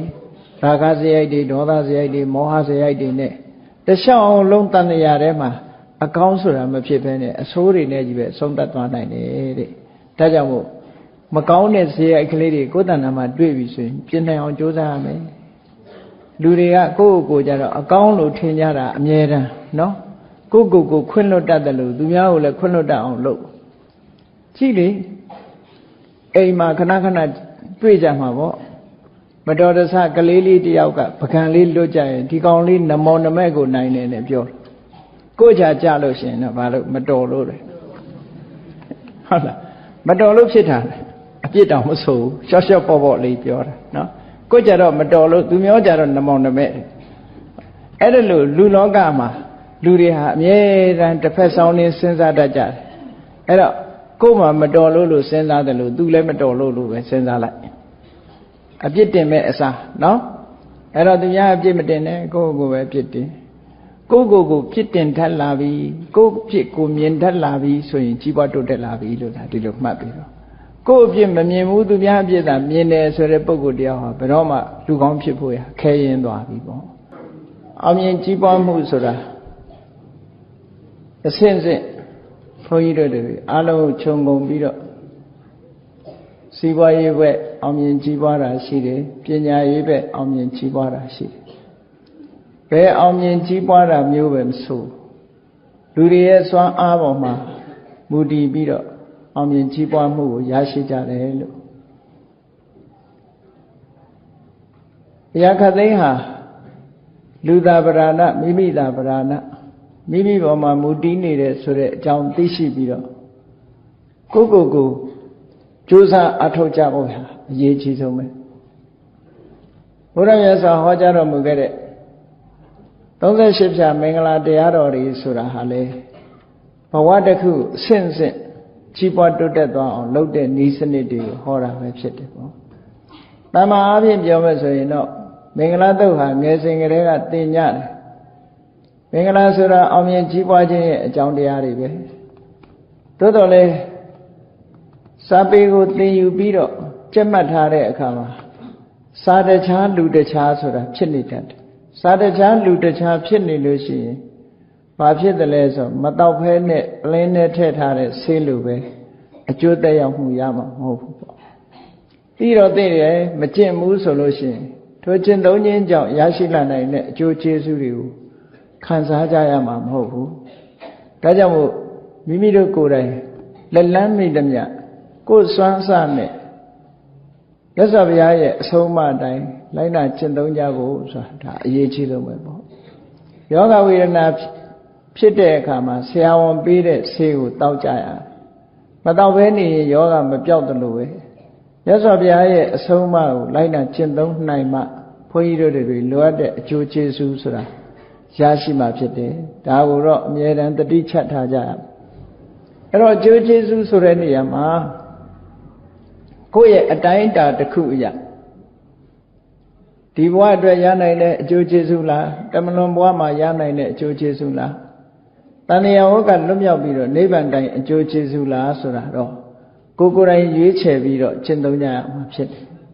ဘဝတစ်ခုရလာပြီဆိုလို့ရှိရင်တော့မြတ်စွာဘုရားဟောထားတဲ့အတိုင်းနံပါတ်1 စီးပွားရေးအောင်မြင်အောင်တော့ကြိုးစားအားထုတ်ကြရမယ်ဘာဖြစ်လို့တော့ဆိုစီးပွားရေးဆိုတာဘဝယတ္တိမှုအတွက်ပဲအဲ့ဒါလို့စီးပွားရေးအောင်မြင်မှုကြိုးစားရင်တစ်ဖက်ကဘာလုပ်ရမလို့ဆိုကိုချင်းတရားကောင်းမွန်ရေးနဲ့တွဲဖက်ထားရမယ်ဒီနှစ်ခုကလူသားတွေအတွက်မရှိမဖြစ်တဲ့ဒီအခြေခံအကြောင်းတရားနှစ်ခုပဲဒါကြောင့်မို့အန္တသုတ်တံမှာမြတ်စွာဘုရားကဒွိစက္ခုလူသားတယောက်ဖြစ်လာပြီဆိုလို့ရှိရင်စုံလုံးကမ်းနေတဲ့ပုဂ္ဂိုလ်မျိုးလည်းမဖြစ်ရဘူးတစ်ဖက်မြင်ပုဂ္ဂိုလ်မျိုးလည်းမဖြစ်ရဘူးလုံးဝမျက်စိနှစ်ဖက်ရှိပြီးနှစ်ဖက်မြင်ပုဂ္ဂိုလ်မျိုးဖြစ်အောင်ကြိုးစားပါအဲ့ဒီနှစ်ဖက်မြင်ပုဂ္ဂိုလ်မျိုးဒီသာလေလူသားထဲမှာထူးခြားတဲ့ချီးမွမ်းတတ်တဲ့လူသားမျိုးဖြစ်တယ်လို့ဒီလိုဟောခဲ့တယ်အဲ့ဒါလို့ထူးခြားတဲ့ပုဂ္ဂိုလ်ဖြစ်ဖို့ဆိုတာအကြောင်းမဲ့ဖြစ်လာနိုင်တာတော့မဟုတ်ဘူးဆိုင်ရာဆိုင်ရာအကြောင်းတရားတွေဆိုတာရှိတယ်ဘယ်ကိစ္စမှာပဲဖြစ်ဖြစ်အကြောင်းတရားဟာအမြဲတမ်းရှိနေတယ်အဲ့ဒီမှန်ကန်တဲ့အကြောင်းတရားတွေကိုဆောင်ရွက်နိုင်မှသာလေမှန်ကန်တဲ့အကျိုးတရားဆိုတာဖြစ်ပေါ်လာနိုင်ဒါကြောင့်မင်္ဂလာလို့အောင်မြင်ကြီးပွားမှုဆိုတဲ့အကျိုးတရားရဖို့ရာအတွက်ထိုအောင်မြင်ကြောင်းကျင့်စဉ်တွေကိုလက်တွေ့လိုက်တာကျင့်သုံးကြဖို့အဲ့ဒါလို့လက်တွေ့လိုက်တာကျင့်သုံးခြင်းအပြင်လောကမှာအောင်မြင်ကြီးပွားမှုဆိုတာမိမိတို့ရဲ့အတိုင်းအတာတစ်ခုအရာရရှိလာမှာအတ္တသမပဏိတိတဲ့နော်ကိုကောင်းအောင်လုပ်ဖို့ရဒီဘဝလေးမှာမပြင်လိုက်ဘူးဆိုလို့ရှိရင်မသိတဲ့ဘဝတွေကအလွန်များတယ်ပြင်ရမှန်းတောင်မသိတဲ့ဘဝရောက်သွားလို့ရှိရင်ဘယ်လိုမှပြင်နိုင်မှာမဟုတ်ဘူးအခုဘဝမှာမကောင်းတဲ့ဇေယိုက်ဆိုးတွေ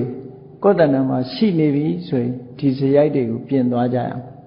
ပြင်သွားလို့ရှိရင်မကောင်းတဲ့ဇေယိုက်ဆိုးတွေဟာအတော်အသင့်နောက်ဆုံးမှာလုံးဝပြောင်းလဲသွားတာမျိုးလည်းဖြစ်နိုင်တယ်ပေါ့ကြည့်လေမြတ်စွာဘုရားလက်ထက်တော်အခါကာလတုန်းကဒီမစ္စရိယကောတိယဆိုတဲ့အင်မတန်မှနှမျောတဲ့တထေးတယောက်ရှင်မမောဂလန်ရဲ့အဆုံးမခံလိုက်ရတဲ့အချိန်ကနေစပြီးတော့သူဟာနှမျောမဖက်တော့ဘူးမစ္စရိယဆိုတဲ့တရားကိုတွန်းလှန်နိုင်သွားတယ်950ဇတ်ထဲမှာပါတဲ့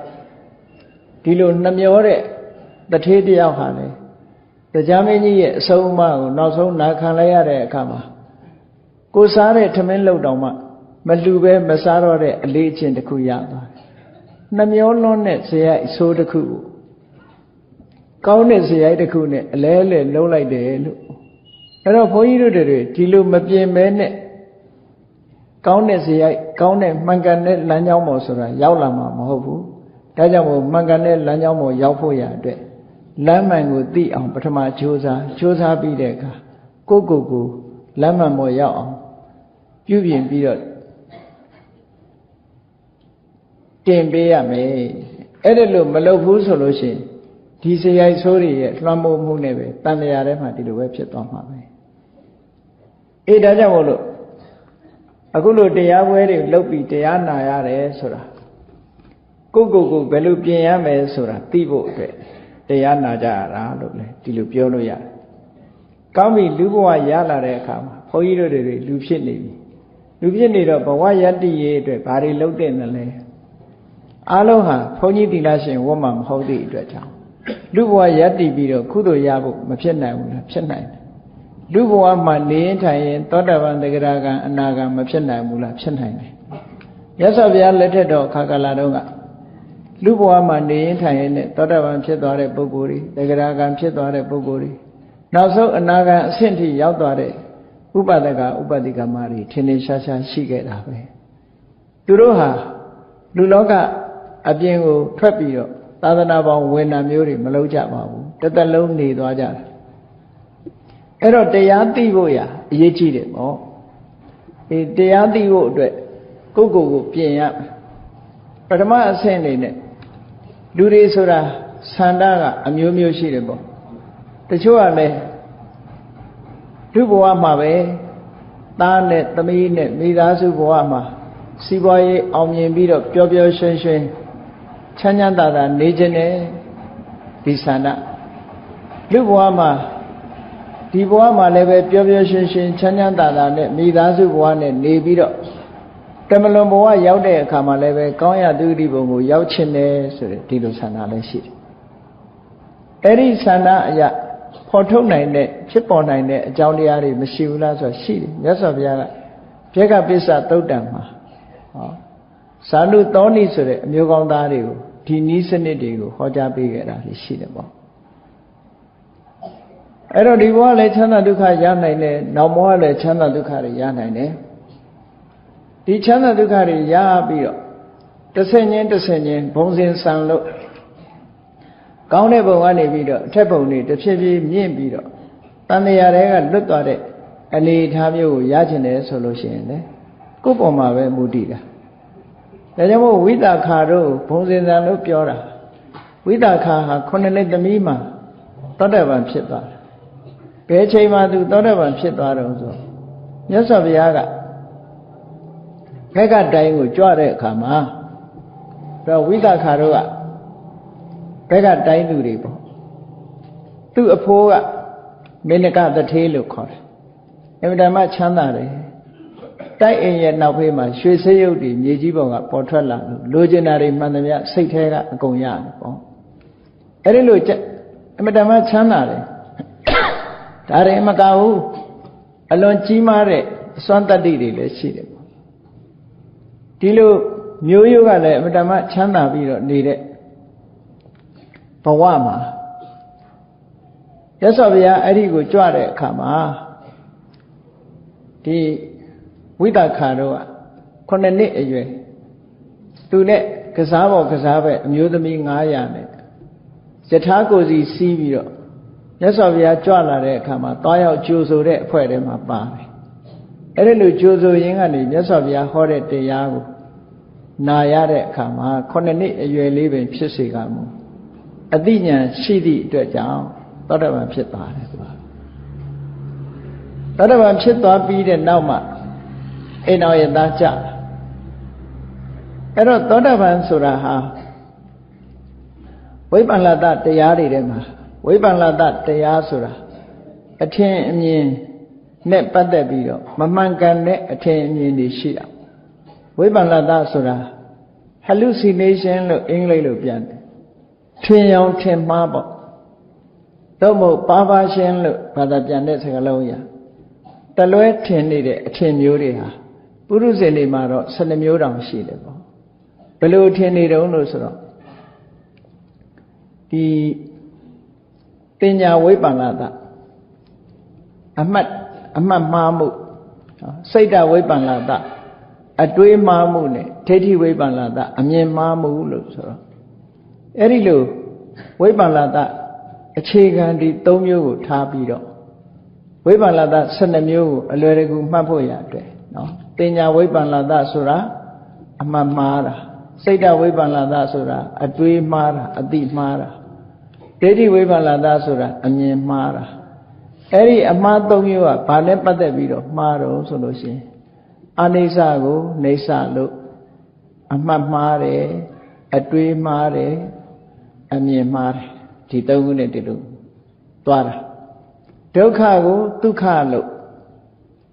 အမှတ်မှားတယ်အတွေးမှားတယ်အမြင်မှားတယ်အတုပကိုတုပလို့အနတ္တကိုအတ္တလို့အတွေး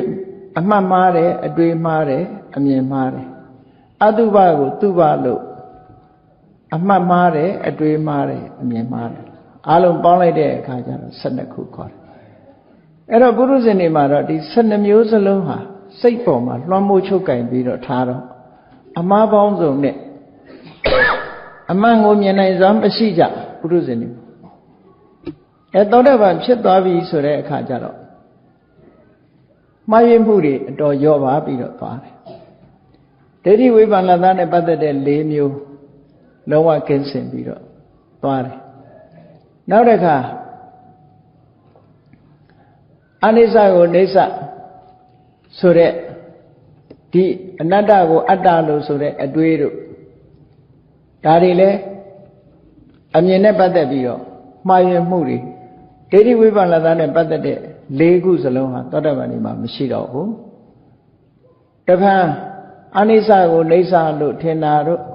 အနတ္တကိုအတ္တလို့ထင်တယ်ဆိုတဲ့ဒီအထင်နှမျိုးဒီ၄မျိုးလည်းမရှိတော့ဘူးပေါင်းလိုက်တဲ့အခါသောတပန်ပုဂ္ဂိုလ်တွေမှာဝိပဿနာ၄မျိုးမရှိတော့၈မျိုးမရှိတော့ဘူးလို့ဆိုလို့အမှား၈မျိုးကင်းသွားပြီးတော့သူတို့မှကြမ်းနေသေးတာဘာလဲလို့ဆိုလို့ရှိရင်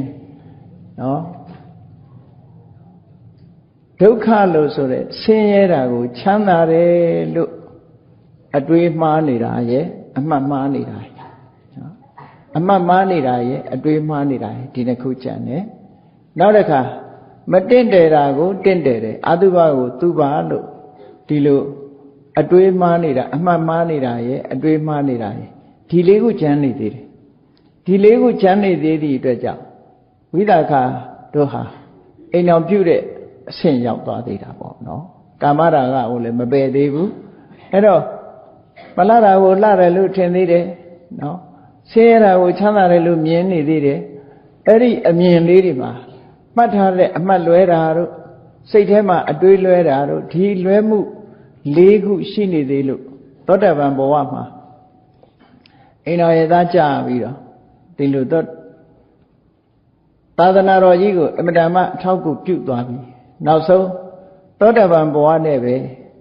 ဝိသခာဟာဘဝတစ်ခုဆုံးသက်သွားတာပေါ့ဒါဗုဒ္ဓဘာသာကြီးရဲ့ဒီလမ်းကြောင်းဟာကြည့်လေဝိသခာကိုဘုံစင်စံလို့ပြောတယ်ဒါဖြင့်ဝိသခာဘယ်ဘုံရောက်နေလဲလို့ဆိုလို့ရှိရင်ဝိသခာဟာနေမာနရတိဘုံမှာရှိတယ်လို့ဒီလိုဆိုတာအနာရဝိတ္ထေကြီးကတော့တုတ်တိတာဘုံမှာရှိတယ်ဝိသခာကျတော့နေမာနရတိဘုံမှာရှိတယ်အဲ့ဒီဝိသခာနေမာနရတိဘုံဖြစ်တယ်ဆိုတဲ့စာပေမှာဘယ်မှာရှိတုံးလို့ဆိုဝိဟာရဝိမာနဝတ္ထုဆိုတဲ့ထဲမှာသူ့ရဲ့တငယ်ချင်းအမျိုးသမီးတယောက်ကပြောပြတာဝိဟာရဝိသခာဟာဘယ်ဘုံမှာရှိတုံးဆိုနေမာနရတိနတ်ဘုံမှာရောက်နေတယ်ဆိုတော့နေမာနရတိဘုံဆိုတော့ကြည့်ဒီနတ်ပြည်6ထပ်ထဲမှာနော်သူ့ရဲ့အထက်မှာပရဏိမိတဝသဝတိတခုပဲရှိတော့တယ်အဲ့တော့နေမာနရတိဘုံမှာသူနတ်သမီးဖြစ်နေတယ်နတ်မိဖုရားကြီးဖြစ်နေဘုံစင်စာဆိုတော့နေမာနရတိဘုံမှာတက်တန်းကုန်တဲ့အခါပရဏိမိတဝသဝတိနတ်ဘုံကိုရောက်အဲ့ဒီကနေပြီးတော့တက်တန်းကုန်တဲ့အခါမှာတက်တန်းမကုန်ခင်အဲ့ဒီမှာပဲသူ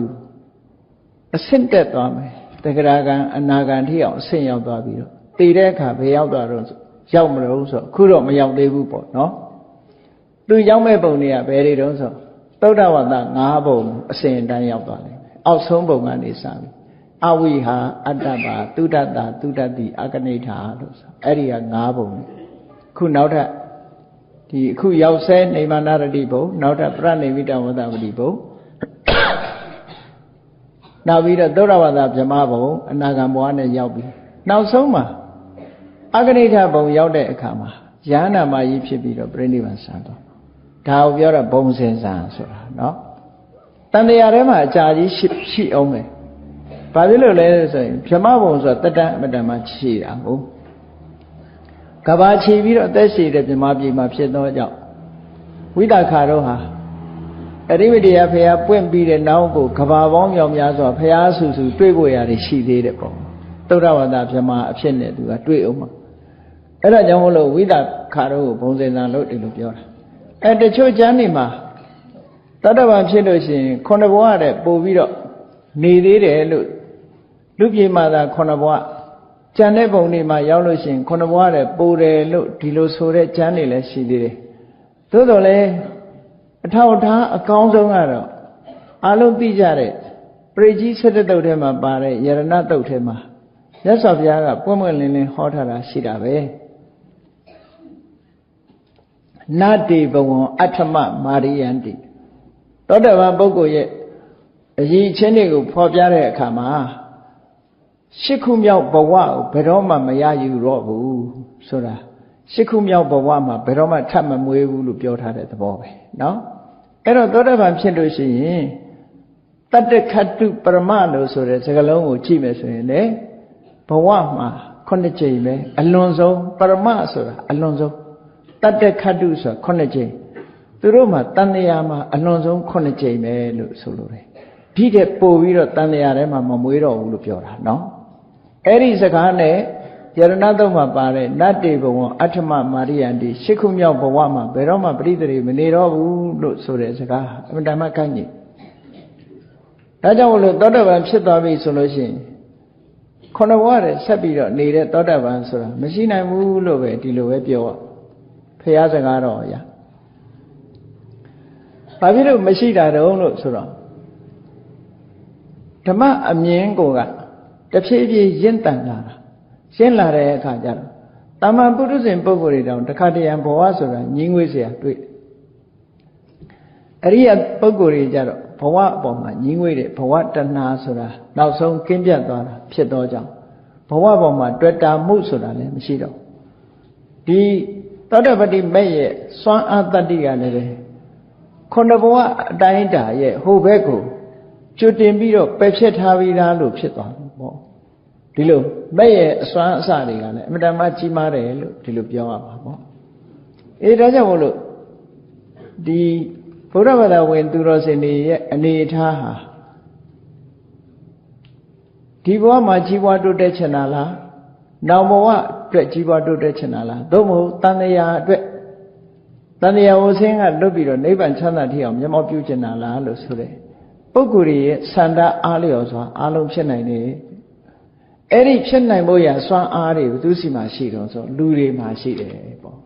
Cozy, Korai, Abibi, Tana Mashire, Tilupio.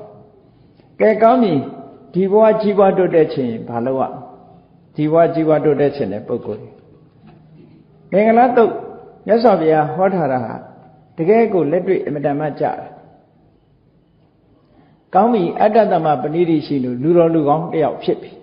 Go, change out my be swing. At a low lane, Pawama, Chipa, Mahodebu, Siwai, Chipa Boya, Paloa, Pahote Tinsa, Tapinsa. Bodugari, Sibu Atoame, Taria, Madama, Yechi, do solo. Bodugari, Akutiana Resra, Tamane Padre Bodudaveta. Tibodudare, Sibuyama Mogu, the Chavo Dudari, Sibu Atoa. Pawama, Nini Tiny. Nazoma Boduda Sura. Toinle Beludea Suraga, Aina Belu, Dombua Mesuraga, Boduda. At the Chuara, I will Yedi Quenya loaded to Cheng out and Mahouna. Mivo down to Membelu Chair Sura, Daja, Pincha Lila Musura, Madama Yeji. Television G and to the Dwebali, Chanipio needed Yanida Mola. Dari let Madamemini, Hensura, Mivo Watin, Chitelu, Dilolema Omilin. Sanitaja Chetatan, Sanitaja Machetata, Conjara, and Sakona, Conjamu, Nebajan, Sakonian, Swaja, Maduro, no? Tajamu, Pinya Yasra, Pepinya, Vepi, Pinya, Pinjin, Sanda, Madama Yeji, Totuta, Tuta, Watani. Pinjin, Sanda, Silavi, so in Bodudari, Totela Mare, Peya Vepi, Yesi, Puen, Nasu and Tabilo, Piloniama, no? Bodudari, so. Sibu Atwa. Dilo Sibu Atomu, Mashibu, Susan Lilamu, Mashibu, so the Bogoa. Powama. Yaulene neve, Tamino Sa Mabo, no? Salai Dowline, Pidovi, Powadaku, Sonda Domave, Didive Sonda. Chiba to them Musara, Chena. Chiba to Devi, Tuchon Temian Dore Bogoria, DNA Tani, the Simian Dore. Eri Bogoria, Boduda Shile Bogori Jibe. Tamo, Boduda Shia. Sibu Atopo Sura. Yasavia, Mengaladoma, Hotara. Pegasa Vepi, Jabunawa, a great Josa, they experience caught up, no? A great Joe Machibu solution. By Kawa Yedam, Funatari, Jongia. Nagajan Tangi, Dore Kajalushi. Yanade quite by Countantara, Pamabi Lule Quenam, Ho, take a little kind bit upon more. I don't know more when I shall let any little Yedisema Yama more. Come you in Macho Move, Joe Nut, no? The Gadia Nagaja Taibirima, the Lizzie Tema. Now we thought be less agent solution. To a Zibai Quincy Amalo, luckily token like Yia Wagon and Twella. Eramadino by only shall let any Lucian, and a Yia Twella Maho. Sabia Lojan Leve ကိုလိုရမယ့်ဟာကိုမသိဘူးဆိုလို့ရှိရင်တော်တော်လေးဒုက္ခရောက်တယ်လက်ကိုအချောက်ခံနေတယ်ဆိုလို့ရှိရင်လည်းဆက်အောင်လက်ကလေးတင်လိုက်တာနဲ့သူကသူဝူးနဲ့ဆိုမှုတ်ပြီးတော့တချို့ကျတော့ဘောဓုဒမရှိဘူးဆိုအဲ့လိုမှုတ်တာကြီးကမရတော့ဘူးဆိုပြီးတော့အဲ့ဒါကြောက်လန့်ပြီးထွက်ပြေးသွားတဲ့လူလည်းရှိတာဆိုလိုတာကဘောဓုဒဆိုဘယ်ကိစ္စဆိုဘောဓုဒရှိအောင်လုပ်ဒီလိုဆိုလိုတာသဘောဓုဒဆိုတာစာပေကလည်းလေးလာလို့ရတယ်တဦးတယောက်စီကလည်းသင်ယူလို့ရတယ်ပေါ့အလုံးဟာသင်ယူကြရတယ်လေးလူကြသင်ယူမှုလေးလာမှုကြာဝနာဝရှိမှုဟာအများကြီးအကျိုးပြုပါတယ်အနုမို့ဆိုရင်ထညက်ဘယ်အဖြစ်မှန်းတော့မသိဘူးဖြစ်နေမယ်နော်ကြောက်ပရောင်းထညက်ကတော့ချိုမြဲချိုနေမှာပါသို့တော့ဟုတ်ဘိုးဘွားမိဘကလည်းဒီထညက်ဒီလိုပဲလုပ်ခဲ့တယ်အခုလည်းဒီထညက်ဒီလိုလုပ်တယ်ဆိုရင်တော့တိုးတက်မှုမရှိဘူးလို့ပြောအောင်ပါနော်တိုးတက်မှုရှိအောင်ကြိုးစားအားထုတ်ဖို့ဆိုတာအရာရာတိုင်းမှာတခြားနေရာတွေမှာတိုးတက်သွားရင်တို့စီကကြောက်ပရောင်းထညက်ကိုပုံစံဘယ်လိုပြောင်းရမလဲဆိုတာကစပြီးတော့လူတွေရဲ့ဈေးကွက်ထဲမှာဝင်အောင်တခြားနိုင်ငံတွေမှာလုပ်တဲ့ဘောဓုတတွေဒါတွေကိုစီးပူးအထောက်ဖို့လိုအပ်တယ်အလို့ဖို့ဆိုလို့ရှိရင်ဒီလိုအလုံးကလေးပဲထိုင်ရချင်းကလေးတွေထက်ရောင်းတဲ့အဆင့်ကကြော်မှမဟုတ်တော့ဘူးပေါ့ဘောဓုတရှိပြီဆိုရင်ဒါမျိုးမဟုတ်တော့နော်အင်တမမြန်မာပြည်ကထွက်ကုန်တွေဟာနိုင်ငံသားတွေမှာဘောဓုတရှိနဲ့လုပ်မယ်ဆိုလို့ရှိရင်အများကြီးငွေကြေးတနာရနိုင်တာပေါ့သို့တော်လဲအခုခေတ်ဒီပညာရက်တွေကအင်တမမများပြားတယ်ဈေးအယောင်းဝယ်ကိစ္စတွေနဲ့ပတ်သက်ပြီးတော့လက်လန်းမမိတာတွေရှိတယ်ဒီပညာတွေကိုသင်ယူကြရမှာဖြစ်တယ်ဘုန်းကြီးတို့ဂျာမနီသွားတဲ့အခါကျတော့ဒီချင်းကလေးတွေလှုပ်ထားတာဘယ်ရောက်နေတုန်းဆိုအဲ့ဒီချင်းလေးတွေကဘယ်ကလှုပ်ထားတုန်းဆိုထိုင်းကလှုပ်တာဘာနဲ့လှုပ်ထားတာတုန်းဆိုဗေဒာယိုးနဲ့လှုပ်ထားနော်အဲ့ဒါဂျာမနီကိုရောက်သွားပြီးတော့ဂျာမနီတွေကဝယ်သုံးနေတာဖြစ်အဆင့်ဖြစ်သွားတယ်ဂျာမနီရောက်သွားဗမာပြည်ကကျိန်ချင်းလေးတွေတို့ကျိန်ဒီနှီတောင်လေးတွေတို့လဲဒီဗမာအမျိုးသမီးတယောက်ကဟိုမှာမန္တလေးစတိုးဆိုပြီးတော့ဒီအပစ္စည်းတွေတည်ပြီးတော့ရောင်းနေတာပခုတ်ကူဆောင်30ဆိုဆောင်တစ်ထည်ဆိုလို့ရှိရင်ဒီမှာဘယ်လောက်ပေးရတယ်တော့မသိဘူးဟိုမှာ63ယူရိုလောက်ရှိတယ်နော်63ဆိုတာဗမာငွေနဲ့ကျတော့အများကြီးပဲ63ယူရိုရှိတယ်ဒီကဆောင်လေးတွေကိုနိုင်ငံသားတွေကကြိုက်တယ်ပေါ့အဲ့တော့နိုင်ငံသားတွေဘာကြိုက်တယ်ကိုယ့်ရဲ့ပညာရက်တွေဘာကြိုက်တယ်ဆိုတာကိုလေအမြဲတမ်းဗမာတွေဘောဓုတရှိပြီးတော့ရောင်းဝယ်လုပ်မယ်ဆိုရင်ကြီးပွားတိုးတက်မှုတွေအများကြီးဖြစ်လာနိုင်တယ်ပေါ့အဲ့ဒါလို့ကြီးပွားတိုးတက်မှုဖြစ်အောင်မလုပ်နိုင်ဘူးဆိုလို့ရှိရင်တော့ဒီလိုပဲနေကြမှာပဲဗျာဒါကြောင့်မြတ်စွာဘုရားဟောတဲ့တရားဟာအလွန်ပဲအားလုံးကိုကာဘာပြုပြီးတော့အားလုံးကိုခြုံမိငုံပြီးအောင်ဟောတာ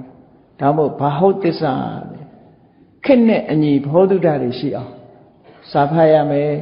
နော်တရားနာရမယ်ခေတ်ပညာနဲ့ပတ်သက်တာတွေသင်ရမယ်ကြားရမယ်လေ့လာရမယ်စီးပူးရမယ်ကိုယ့်အတွက်အသုံးဝင်မဲ့ပညာရမှန်သမျှအကုန်စီးပူးအထောက်ဒါတွေကိုနိဗ္ဗာန်ရောက်ကြောင်းတရားမဟုတ်ဘူးလို့တော့ပြောလို့မရဘူးဘာလို့လဲဆိုစီးပွားရေးအခြေခိုင်မှတရားအထုတ်နိုင်ပါလေ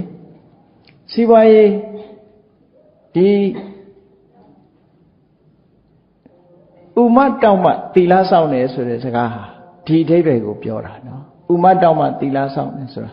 စားစရာတောက်စရာတွေနဲ့ပြည့်ပြည့်စုံစုံရှိတဲ့ပုဂ္ဂိုလ်မှကိုချင်းတရားကောင်းနိုင်တယ်တဲ့ထမင်းဝမှကိုချင်းတရားကောင်းတယ်ထမင်းမဝဘူးဆိုလို့ရှိရင်မဟုတ်တာလုံးမိတတ်တယ်ပေါ့ဒါကိုဆိုလိုတာဥမတောက်မှသီလဆောင်တယ်ဆိုတဲ့စကားဒါကြောင့်မို့ဥမတောက်အောင်အရင်လုပ်ဖို့လိုသေးတယ်ပေါ့ဘာမှမဟုတ်တဲ့ပစ္စည်းလေးတွေကစပြီးတော့ကိုယ်နိုင်ငံမှာဖြစ်တာတွေတချို့ကိစ္စတွေဆိုရင်မြန်မာနိုင်ငံမှာပျောက်ကွယ်သွားတယ်ပြီပျောက်ကွယ်သွားတာဟာမြန်မာလူမျိုးတွေမကြိုးစားခြင်းကြောင့်လည်းဖြစ်တယ်ပေါ့ဒီကိုယ့်ရဲ့ကြိုးစားအထောက်မှုလုပ်ရမှာမလုပ်သည့်အတွက်ကြောင့်ကိုယ်နိုင်ငံပညာရပ်တွေပျောက်ကွယ်သွားတယ်ဆိုပါစို့အနိကဆုံးတစ်ခုပြောမယ်ဆိုရင်ဘုန်းကြီးတွေသုံးတဲ့သင်္ကန်းပရိက္ခရာတွေကခါးပန်းညိုးဆိုတာ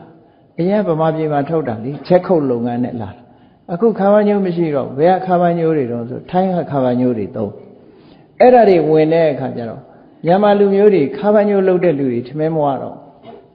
နော်သူတို့ဈေးကွက်ပြတ်သွားခါးပန်းညိုးလည်းမရှိဘူးတစ်ချိန်လုံးကမြန်မာနိုင်ငံမှာဒီချက်ခုတ်လုပ်ငန်းလို့ခေါ်တာပေါ့ဒီကျိုးတွေခါးပန်းညိုးလို့ကျိုးကိုရက်တဲ့လုပ်ငန်းထွန်းကားခဲ့ဘူးတယ်လို့ပြောတာပေထုတ်ချိုးဆိုတာရှိတယ်ပေစာတွေကိုထုတ်တဲ့ချိုးခါးပန်းညိုးလောက်အပြားမကြည့်ဘူးတလက်မနီးနီးလောက်ပဲအပြားရှိတယ်အဲ့ဒီပေထုတ်ချိုးထဲမှာစာရန်တွေပါထည့်ပြီးတော့ရက်ထားလောက်အောင်သူကလက်မှုမြောက်တယ်လို့ပြောရမှာနော်ရေးထားတာမဟုတ်ဘူးအဲ့ဒီထဲမှာဇေယတုကနေစပြီးနောက်ဆုံးမှာနတ်လူသားတို့ခေါ်စေတော်ထိအောင်ကုသိုလ်ရှင်တွေရဲ့နာမည်တွေကိုရေးထိုးပြီးတော့ဒီပေတုတ်ကျိုးပေတုတ်ကိုဘယ်သူလှူတယ်ဆိုတာကိုဖွဲ့ဖွဲ့နဲ့သေချာရေးထားတဲ့ပေတုတ်ကျိုးတွေရှေးတုန်းကအများကြီးပေါ်ခဲ့ဘူးတယ်ဘုန်းကြီးတို့စီမှာလည်းသိမ်းထားတာတွေရှိတယ်ဒါတွေမြန်မာပြည်မှာတစ်ချိန်တုန်းကဒီချက်ခုတ်လုပ်ငန်းဟာစာတော်မှထည့်ပြီးတော့ရက်နိုင်တဲ့စွမ်းရည်တတ္တိရှိအောင်ကြီးထွားခဲ့တယ်ပေါ့အခုဒီလုပ်ငန်းတွေဟာပျောက်ကွယ်သွားပြီပျောက်ကွယ်သွားတယ်ဆိုတာနိုင်ငံခြားကလာတဲ့ကြည်ရိုးရကဒီဟာထိုင်းကလာတဲ့အခုခါးပန်းညိုးတွေအများကြီးထိုင်းခါးပန်းညိုးတွေအလွယ်တကူဝယ်သုံးတဲ့အခါကျတော့ကိုမြန်မာနိုင်ငံကဒီလက်မှုပညာတွေဟာပျောက်ကွယ်သွားဒါအသေးဖွဲလို့မအောင်မေးလေနဲ့လူမျိုးအတွက်ဒါဒီပညာရတစ်ခုပျောက်ကွယ်သွားတာလို့သူတို့ပြောတာနော်အဲ့ဒါမျိုးတွေဟာတကယ်တော့မပျောက်ကွယ်သင့်ဘူးကြိုးစားသင့်တယ်ပေါ့ဒါမျိုးတွေစကိုင်းမှာအခုလွန်တရာချိတ်ဆိုတာစကိုင်းမှာရှိနေသေးတယ်နိုင်ငံသားတွေလာတဲ့အခါလာပြီးတော့ကြည့်လွန်ဆိုတာရက်ကန်းရက်တဲ့အခါမှာလှေလောင်းလေးလိုဟာလေးတွေအဲ့ဒီလွန်ပြန်တို့ဘာတို့ရှိတယ်အဲ့ဒီလွန်လေး100ရှိတယ်သူကအကွက်ကလေးတွေနဲ့ရက်တော်ကြာအောင်လက်ဝင်တယ်တခြားလောက်ရတယ်ချိတ်100လုံကြီးတွေဟာစကိုင်းမှာဒီရက်ကန်းတွေကခုချိန်ထိမှာရှိနေတော့မရှိတယ်အဲ့တော့အခုခေတ်တိုးတက်နေတဲ့အချိန်ကာလမှာမြန်မာလူမျိုးတွေဟာကိုယ့်ရဲ့လက်မှုပညာတွေကိုလေ့လာခြင်းမြင့်တင်ခြင်းဆိုတာမလုပ်နိုင်သည့်အတွက်ကြောင့်နောက်ဆုံးကြတော့ကိုယ့်ရဲ့ပညာရည်တွေဟာတိမ်ငေါသွားပြီးတော့သူများနိုင်ငံကလာတာကိုအလွယ်တကူဝယ်ယူသုံးစွဲတဲ့အဆင့်တွေကုန်ရောက်ကုန်ကြကုန်ရောက်ကုန်တယ်ဒီအဆင့်မျိုးရောက်သွားနော်အဲ့ဒါကြောင့်မို့လို့မြတ်စွာဘုရားမင်္ဂလာတုတ်မှာဟောတာဘာဟုတ်သစ္စာဘဟုတုတ္တရှိအောင်လုပ်ရမယ်သိပ္ပလက်မှုပညာရည်တွေထွန်းကားအောင်သင်ယူရမယ်အစဉ်စဉ်သင်ပေးကြရမယ်သင်ပေးပြီးတော့ကိုယ့်ရဲ့အမျိုးဘာသာသာသနာကိုယ့်ရဲ့စီးပွားရေးကိုကာကွယ်ဆောက်ရှောက်မှုဒါတွေဟာလှုပ်တဲ့လှုပ်ထိုက်တာတွေလုပ်ရမှာတဲ့မလှုပ်ဘူးဆိုလို့ရှိရင်ကိုယ်ဟာစီးပွားရေးနဲ့ပတ်သက်ပြီးတော့နှိမ့်ကြတော့ဘုန်းကြီးတို့အိန္ဒိယနိုင်ငံရောက်တဲ့အခါမှာအိန္ဒိယတောင်ပိုင်းမှာစာရန်တစ်ခုနေရာတိုင်းလိုရေးထားတာရှိတယ်အိန္ဒိယန်ဘီအိန္ဒိယန်ဆိုတာအဲ့ဒီစကားလုံးလေးရေးထားတာအိန္ဒိယန်ဘီအိန္ဒိယန်ဆိုတာအိန္ဒိယနိုင်ငံသားသည်အိန္ဒိယနိုင်ငံသားပြီးသားရမယ်အိန္ဒိယနိုင်ငံဖြစ်ကိုသာသုံးရမယ်ဆိုတဲ့စကားလုံးပဲသူကနော်သူ့နိုင်ငံကိုသူအားပေးတာကိုလူမျိုးကိုဘာသာကိုနိုင်ငံကထွက်တဲ့ပစ္စည်းကိုတန်ဖိုးတာဒါအများနဲ့သက်ဆိုင်နော်လူမျိုးတွေအားလုံးနဲ့သက်ဆိုင်အဲ့ဒါမှမဟုတ်ဘူးဆိုလို့ရှိရင်တစားနဲ့ဒီလိုကနေပြီးယွင်းယူပျောက်ကွယ်သွားလို့ရှိရင်နောင်ကြလို့ရှိရင်လူမျိုးပါပျောက်ကွယ်သွားနိုင်တယ်ပေါ့ဒါအမြဲတမ်းအခြေခံအားဖြင့်တတိထားစရာကောင်းတဲ့အချက်တွေပဲပေါ့ပျောက်တာပျောက်မှန်းမသိပျောက်သွားမှနောက်ကြလို့ရှိရင်တဖြည်းဖြည်းပျောက်ပေါ့အခုပျောက်ကုန်ပြီလေခါးပန်းညိုးပျောက်သွားပြီထိုင်းခါးပန်းညိုးအခုဘုန်းကြီးတို့ပန်းနေတဲ့ခါးပန်းညိုးတော်မှာပဲထိုင်းခါးပန်းညိုးကြီးဖြစ်နေဗမာခါးပန်းညိုးရှာလို့မရတော့ဘူးမရှိတော့နော်ဈေးခွက်ကပျောက်သွားပြီနောက်တာဘယ်သူမှလည်းမလုပ်ဘူးလုပ်လေထမင်းမဝတော့ဟိုကဝင်းလာတဲ့အခါကျတော့အဲ့တော့အဲ့ဒီလိုတွေဒါကအသေးဖွဲလေးတစ်ခုကိုပြောပြတာထိတဲ့ကြီးတာတွေလည်းရှိကောင်းရှိနိုင်မယ်တေးသေးချာချာစနစ်တကျလေးလာကြည့်လို့ရှိရင်ထိတဲ့ကြီးတာတွေပဲဖြစ်လာဒါကြောင့်မို့လို့မြန်မာလူမျိုးတွေဟာဘာဟုတ်သစ္စာဘောဓုတရှိဖို့လိုအပ်တယ်သိပ္ပလက်မှုပညာရည်တွေအသေးဖွဲလေးတွေကစဘုန်းကြီးတို့အဲ့ဒီဂျာမနီသွားတော့ကမြန်မာပြည်ကဖြစ်တဲ့ပစ္စည်းလေးတွေဒီထိုင်ကုန်လေးတွေကအစဒီထိုင်းကလာတဲ့ချိန်ထိုင်ကုန်လေးတွေနဲ့မြန်မာနိုင်ငံကလာတဲ့ထိုင်ကုန်လေးတွေ Eri Saishin looked at the Gomaya Shimbia. Yamabia looked at Tango Gare,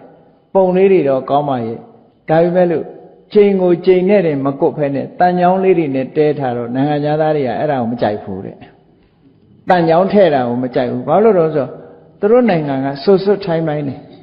Sonori Javi, 8 at Nanga. Titanga, Majagame, Tanjita, Tamuri Cheta. The Era New Pimao, Jai, Majai Jam. Pisi Jai Melo, load had the Catalija or Semibu. Da a day for a lady no. Conadonga, Panjin lady Terre. Virayo, Chowlantavi, Virayone, told her the Hari Adama, Jamini Nangango, Yaulo Ya Nida. Aloha, a day for a go Yaulo Ya. Gariga Titwe Mugoma, Anyaji Mudide, Titwe Yame, Segwe Shayame, Chambua. Dapoya Siway dia Honida Mahofu, the Ditami Boya Lady Jopia, no?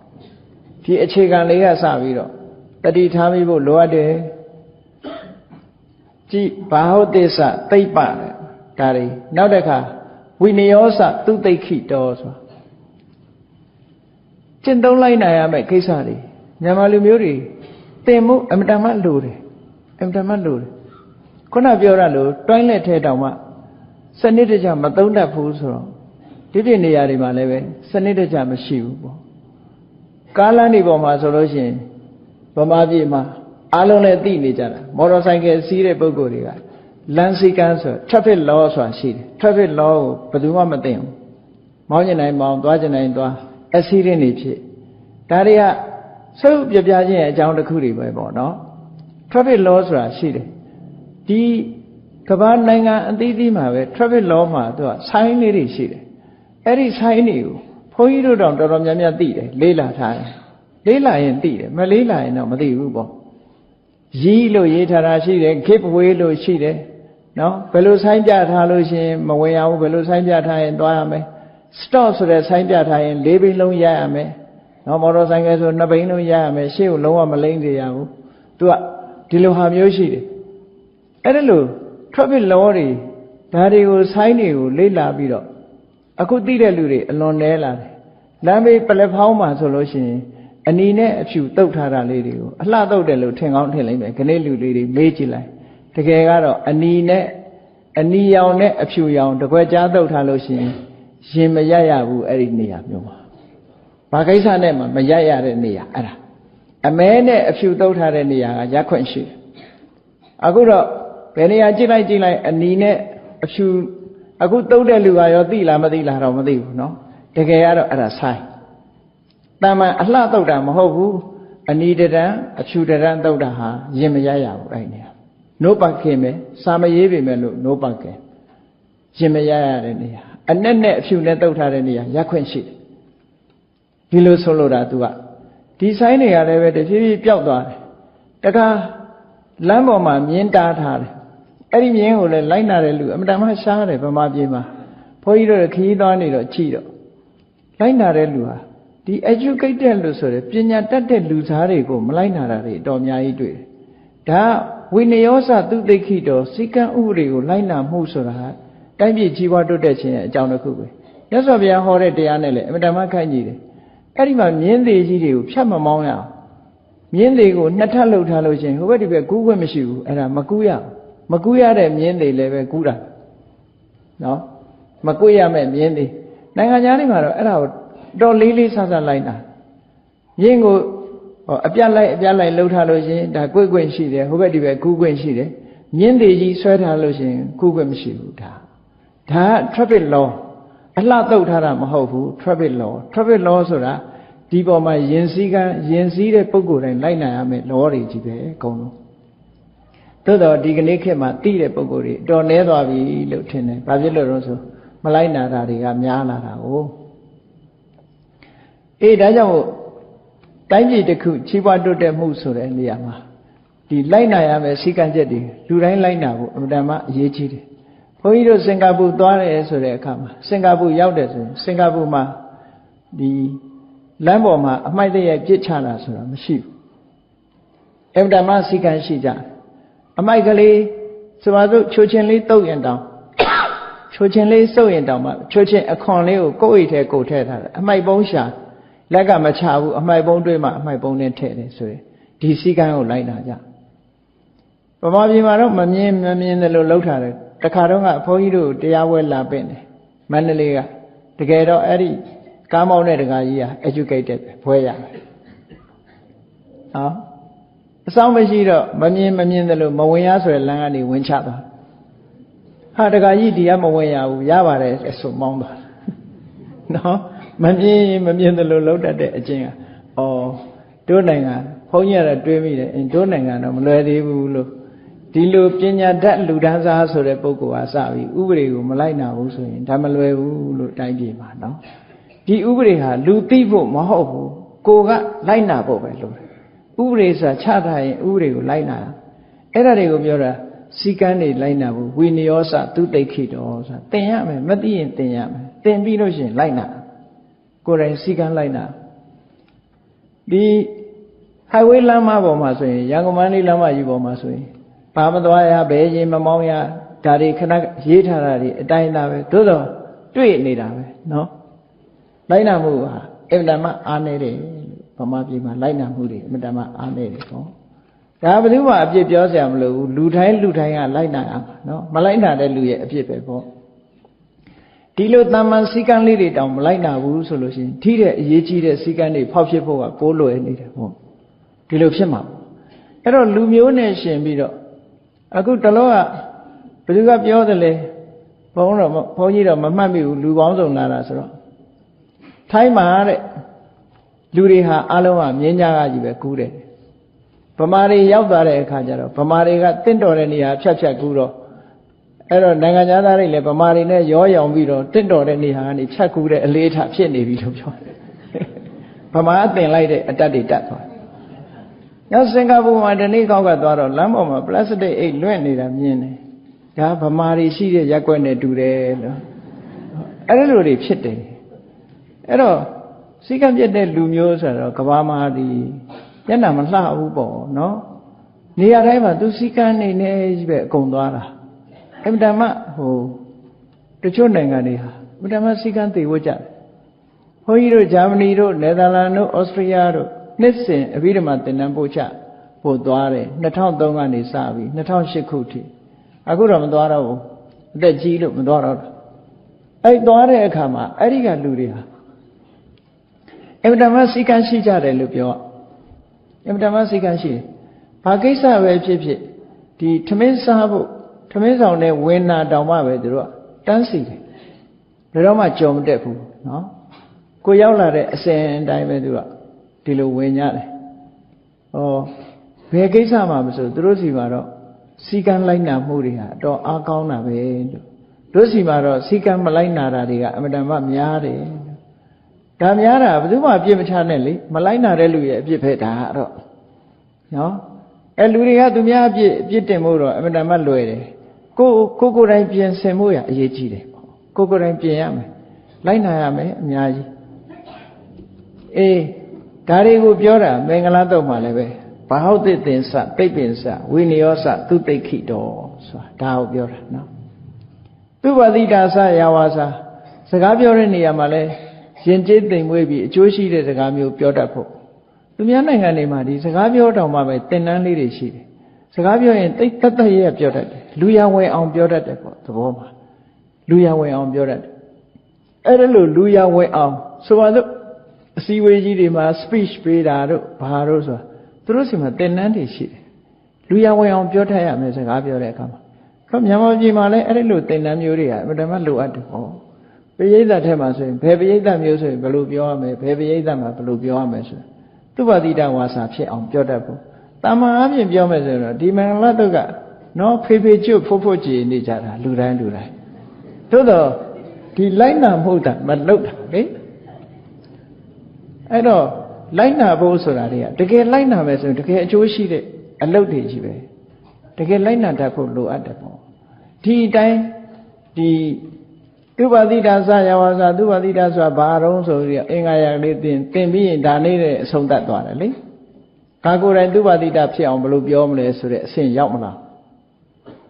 အဲ့ဒီအဆင့်ကိုရောက်လာဖို့ကိုယ်တိုင်လေ့ကျင့်ပြီးတော့စကားပြောတဲ့အခါမှာသူ့ဘာတိတာဖြစ်အောင်ပြောတတ်ဖို့ဒါတွေကလူလောကရောက်လာလို့ရှိရင်အောင်မြင်ကြီးပွားဖို့အတွက်အရေးကြီးတဲ့အချက်တွေဒီလိုဆိုလားလူချင်းရှင်လိုက်တဲ့အခါမှာထိတ်တန်းကရောက်သွားဒီလိုဆိုတာကောင်းပြီလူဘဝရောက်လာတဲ့အခါမှာလူချင်းရှင်လိုက်လို့အောင်မြင်ကြီးပွားဖို့ရဘောဓုတတွေလည်းသိဘူးတယ်နော်လက်မှုပညာရပ်တွေလည်းတတ်တယ်ကိုယ်အတိုင်းတာတစ်ခုရစီမင်းစည်းကမ်းတွေကိုလည်းလိုက်နာတတ်တယ်စကားလည်းစနစ်တကျပြောတတ်တယ်ဆိုပြီးတဲ့နောက်မှာနေ့စဉ်နဲ့အမျှတာဝန်ဝတ္တရားတစ်ခုဟာလည်းခြေပြောင်းအောင်ဆောင်ရွက်ဖို့လိုအပ်တယ်အဲ့ဒီတာဝန်ဝတ္တရားကဘာလို့ဆိုမာတာပိတုဥပဋ္ဌာနာလူတိုင်းဟာအမေဖေရှိတယ်ဒီကိုယ်အမေဖေကိုပြုစုတာကိုတာဝန်တရားလို့ကိုစိတ်ကထားနော်တာဝန်တရားလို့ကိုစိတ်ကိုထားမလို့မနေရတဲ့တာဝန်တရားလို့ဒီလိုမြင်ရမယ်ပေါ့အမေဖေပဲကိုလုံးချင်မှလုံးမယ်ဆိုတဲ့ပုံစံမျိုးမရှိစေရဘူးပေါ့ကုသိုလ်ရခြင်းလို့လှုပ်တာမျိုးဆိုတဲ့အနေထားမျိုးကိုမဟုတ်ဘူးတာဝန်တရားအနေနဲ့မိဘကိုပြုစုတယ်ဆိုတာမျိုးဖြစ်ရမယ်နော်ပုဒ္ဒဒါရတသင်္ကဟောသားမယားတွေကိုကျွေးမွေးထောက်ပံ့တာမိဘတယောက်ကသားမယားတွေပေါ်မှာကျွေးမွေးဆောင်ရှောက်မှုကလည်းပဲတာဝန်ချေတာဖြစ်ရမယ်ပေါ့ဒါကတာဝန်ပိုင်းဆိုင်ရာဗုဒ္ဓဘာသာဝင်ဖြစ်လာလို့ရှိရင်မိဘကိုပြစ်မထားရအခုနိုင်ငံခြားတိုင်းပြည်တွေမှာတော့ဒီတာဝန်တွေပြက်ကွက်နေတာကိုတွေ့တယ်တခြားဘက်ကတော်တယ်ဒီတာဝန်တွေပြက်ကွက်တယ်မြန်မာပြည်မှာတော့ထိုက်တဲ့လောက်ဒီတာဝန်တွေထမ်းဆောင်ကြတဲ့ပုံကိုယ်တွေများတယ်လို့ပြောတာနိုင်ငံခြားတွေမှာဒါပြက်သွားတယ်သူတို့လည်းမင်္ဂလာပြက်တာမရှိဘူးမဟုတ်ရှိနော်တခြားတဏှာကတိုးတက်ပြီမဲ့တဏှာကပျက်စီးသွားမြတ်စွာဘုရားဟောတာဘက်စုံထောင်းစီအောင်ဟောထားတာကဲမိဘကိုလည်းပြုစုလုပ်ကြွေးတယ်သားမယားကိုလည်းထောက်ပံ့ကြွေးမွေးတယ်ဆိုတဲ့ဒီတာဝန်ဝတ္တရားတွေခြေပြောင်းလာတဲ့အခါအလုတ်လုတ်ကြပြီဆိုတဲ့အခါမှာဘာအလုတ်ပဲလုတ်လို့မိဖို့ကြောင့်လည်းထမင်းချက်တာလည်းအလုတ်ပဲအလုတ်လို့တတ်မှတ်တာသူကနိုင်ငံသားတွေကြတော့ဘာအလုတ်ပဲဖြစ်ဖြစ်အလုတ်လို့တတ်မှတ်တယ်ဗမာပြည်ကတော့အလုတ်လို့တတ်မှတ်တာပတ်စံရတဲ့အလုတ်မှာအလုတ်လို့တတ်မှတ်တယ်ပတ်စံမရရင်အလုတ်လို့မတတ်မှတ်ဘူးခက်တယ်နော်တခါတော့ကမြန်မာပြည်ကဆရာတော်ကြီးတစ်ပါးအမေရိကကိုကြွသွားတယ်ကြွသွားတဲ့အခါကျတော့အမေရိကန် immigration အဝင်မှာမေးတယ်ခင်ဗျားဘာလုပ်လာလဲဒီဆိုတော့သူက for visit ပေါ့ visit အနေနဲ့လာတယ်ပေါ့ဒါဒီလိုပြောတာ visit အနေနဲ့လာတယ်နောက်ခဏနေတခါပြန်မေးပြန်ရော visit လို့ပဲပြောတယ်နောက်တတိယအချိန်ကျတော့အဲ့ဒီဆရာတော်အမှတ်တမဲ့ကမ္မထမ်းပြမယ်လို့သူပြောလိုက်တာကမ္မထမ်းပြမယ်လို့ပြောလိုက်တဲ့အခါကျတော့ immigration ကဝင်ခွင့်မပြုတော့ဘူးဘာလို့တော့ဆိုခင်ဗျားဒါပြီးအလုပ်လုပ်ထားတယ်ဒါသူတို့စီမှာဒါ work permit ရှိမှလုပ်လို့ရတယ်နော်ကမ္မထမ်းပြတာလည်းအလုပ်ပဲအခုတို့လိုဘုန်းကြီးတို့လိုခုလို public မှာတရားဟောခြင်းတယ်ဆိုလို့ရှိရင်စင်ကာပူမှာတော့မှပဲ permit ယူရတယ်သူက permit ဆိုတာ work permit နော်အလုပ်လုပ်ခွင့် permit ယူရ public မှာတရားဟောလို့ရှိရင်အလုပ်လုပ်ခွင့် permit ယူရအဲ့ဒီ permit မရှိဘဲနဲ့တရားဟောလို့ရှိရင်ဥပဒေရအရေးယူလို့ရတယ်ပေါ့သူတို့နိုင်ငံမှာအလုပ်ဆိုတာဒါတွေအကုန်လုံးဟာအလုပ်ထဲမှာပါဘုန်းကြီးတို့ဂျာမနီသွားပြီးတော့သင်တန်းပို့ချတယ်ဆိုတာလျှောက်ကြတဲ့ကအဲ့ဒီအလုပ်လုပ်မယ်ဆိုတာကိုလျှောက်ရတယ်သူကလျှောက်ပါမစ်ထဲမှာအဲ့ဒါပါရတယ်အလုပ်ပိုင်ခွင့်ပါမှဒီလိုရှိအမေရိကန်နိုင်ငံသွားလို့ရှိရင်သူက social security card ဆိုတာလေးထုတ်ပေးတယ် social security card ကလေးမှာဒီကတ်မရှိလို့ရှိရင်အမေရိကန်မှာအလုပ်လုပ်လို့မရဘူးနော်ဘယ်လိုပုံကိုပဲဖြစ်ဖြစ်အဲ့နံပါတ်1 social security card ကိုရဒီနံပါတ်နဲ့မှပတ်စံဘဏ်အပ်လို့ရတယ်အလုပ်လုပ်လို့ရတယ်ဒီကတ်ပြဒီနံပါတ်နဲ့အဲ့တော့ဘုန်းကြီးတို့94ခုနှစ်ကအမေရိကန်ကိုသွားတော့ရောက်သွားတဲ့အခါကျတော့ဒီကတ်ကလေးသွားလျှောက်တယ်ပေါ့လေလျှောက်တဲ့အခါကျတော့ကတ်ကလေးထွက်လာတယ်ကြောင်းပို့လိုက်တယ်အဲ့ဒီထဲမှာစာတန်းလေးပါရိုက်ထားတော့ဆို not valid for work အလုပ်လုပ်ခွင့်မရှိအဲ့လိုကန့်တတ်ပေးလိုက်တယ်နော်ဒီကတ်ကလေးနဲ့အလုပ်လုပ်ခွင့်မရှိတယ် not valid for work ဒီလိုရေးလိုက်တယ်အဲ့ဒီထဲမှာဘုန်းကြီးဘွဲစလုံးပေါင်းတာတစ်လုံးမှားနေတယ်အင်္ဂလိပ်လိုစလုံးပေါင်းတာတစ်လုံးမှားမှားတာနဲ့ဒီဟာကြီးကတစ်လုံးမှားနေလိမ့်မယ်လို့ဆိုပြီးတော့ return to စင်တာဆိုပို့တဲ့လူစီကိုပြန်သွားလို့ရတယ်ဒီစာခေါင်းကတ်เสียမလို့စာတိုက်ကနေပြန်ထည့်လိုက်စာလေးရေးလိုက် return to center နော်ပို့သူစုပြန်သွားဆိုပြီးတော့ရေးလိုက်တယ်ရေးတဲ့ထဲမှာကိုယ်နံပါတ်လေးကိုမှတ်ထားလိုက်ပြီးပြန်ပို့လိုက်တယ်နံပါတ်မှားနေတယ်လို့ပြောပြီးပြန်ပို့လိုက်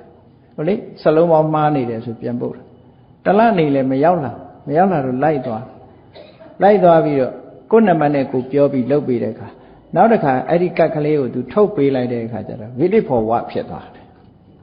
ကံကောင်းကျင်တော့လေဒါပေမဲ့ဘုန်းကြီးကအလုံးလုံးတဲ့လူမဟုတ်တော့အဲ့ဒါဒီ visit for work ဆိုတဲ့ဟာရလို့ရှိရင်အဲ့ဒီမှာအလုံးလုံးလို့ရသွားပြီသူကဒီလိုဆိုတာသူများနိုင်ငံတွေမှာအလုံးဆိုတာသင်တန်းပို့ချတာလည်းအလုပ်ပဲဟောပြောတာလည်းအလုပ်ပဲနော်ဒီတရားဟောတာလည်းအလုပ်ပဲကမ္မထမ်းပြတာလည်းအလုပ်ပဲဝတ်ပါမင်းမရှိဘဲနဲ့ဒါတွေလုပ်လို့မရဘူးခြားနိုင်ငံတွေမှာဒီလိုသတ်မှတ်ထားတာပေါ့အဲ့တော့အလုပ်ဆိုသမျှဟာဒီဘုန်းကြီးတို့နိုင်ငံမှာဆိုလို့ရှိရင်ထမင်းချက်တာလည်းအလုပ်ပဲတန်ရှင်းလှုပ်တာလည်းအလုပ်ပဲအလုပ်ဆိုတာအကုန်လုံးကအလုပ်တွေကြီးပဲပေါ့အဲ့ဒီအလုပ်တွေလုပ်တဲ့အခါမှာမြတ်စွာဘုရားအလုပ်ကိုတည်တည်တတ်တတ်ဖြစ်အောင်လုပ်ပါလို့အလုပ်ကိုမတည်တတ်တဲ့အတွက်ကြောင့်ဒုက္ခရောက်တာချီနော်မင်္ဂလာဈေးကြီးမီးလောင်တာဘာကြောင့်လောင်တယ်လို့ကြားဘူးတော့အလုပ်မတည်တတ်လို့လောင်တာလေရှင်နေဦးတဲတာအဲ့ဒါမီးကိုတေချာပိတ်မထားခဲ့ဘူးလေခလုံးမပိတ်ထားခဲ့တဲ့အခါကျတော့မီးကလည်းခဏခဏပြတ်တတ်တယ်မဟုတ်လားမီးပြတ်တဲ့အချိန်မှာခလုတ်ကိုပိတ်မိအောင်ပိတ်မပိတ်မိတဲ့အခါမီးပြန်လာတဲ့အခါကျတော့အဲ့ဒီရေနွေးဦးကရေထပွက်ပြီးတော့နောက်ဆုံးမှရေတွေခမ်းပြီးတော့ဒါဝါယာကနေလျှော့ပြီးမီးလောင်ဟောဘယ်ကိစ္စပဲဖြစ်ဖြစ်အလုတ်မသေးတတ်ဘူးဆိုလို့ရှိရင်ဒုက္ခရောက်ဒါမို့အလုတ်တစ်ခုလုပ်တယ်ဆိုတာသေသားရမယ်မိဖို့ကြောင့်လည်းလုပ်တာလည်းသေသေးတတ်တတ်လုပ်ရမယ်အိမ်တကားပိတ်တာအစပြီးတော့သေသေးတတ်တတ်လုပ်ရဒါမျိုးတွေကိုဆိုလိုတာအနာကုလသကမ္မတာဒီတဲ့ကြီးမားတဲ့အလုပ်တွေကိုမပြောနဲ့ဒါအသေးဖွဲလေးကစပြီးသေတတ်ရမယ်တပြက်စီးလဲတာကစသေသေးတတ်တတ်ရှိရမယ်တပြက်စီးလဲတာလည်းပဲမြေကြီးပေါ်မှာတပြက်စီးလဲတယ်ဆိုလို့ရှိရင်အမှန်တမ်းနီးစနစ်တစ်ခုနဲ့လှဲရဘုန်းကြီးတို့ငယ်ငယ်တုန်းကလူကြီးတွေကတင်ပြတယ်တပြက်စီးလဲလို့ရှိရင်တဲ့မြေကြီးကိုကြီးလိုက်ဘယ်နာနှိမ့်နေတုံးအဲ့နှိမ့်တဲ့နေရာကိုလှဲချတဲ့တဖြည်းဖြည်းကျတော့အဲ့ဒီနေရာမြေညှိပြီးသားဖြစ်သွားလိမ့်မယ်တဲ့နှိမ့်တဲ့နေရာကိုအမိုက်ပုံခိုင်းတာဆိုတော့အဲ့ဒါမှကောင်းတဲ့စနစ်ပဲဘုန်းကြီးတို့ငယ်ငယ်တုန်းကတင်ပြတဲ့ဆရာတွေနဲ့တော်တော်တွေ့ရတယ်ဝီနည်းဆိုလဲဝီနည်းစည်းကမ်းမို့ဆိုပါစို့တပိတ်နဲ့စားပြီးတော့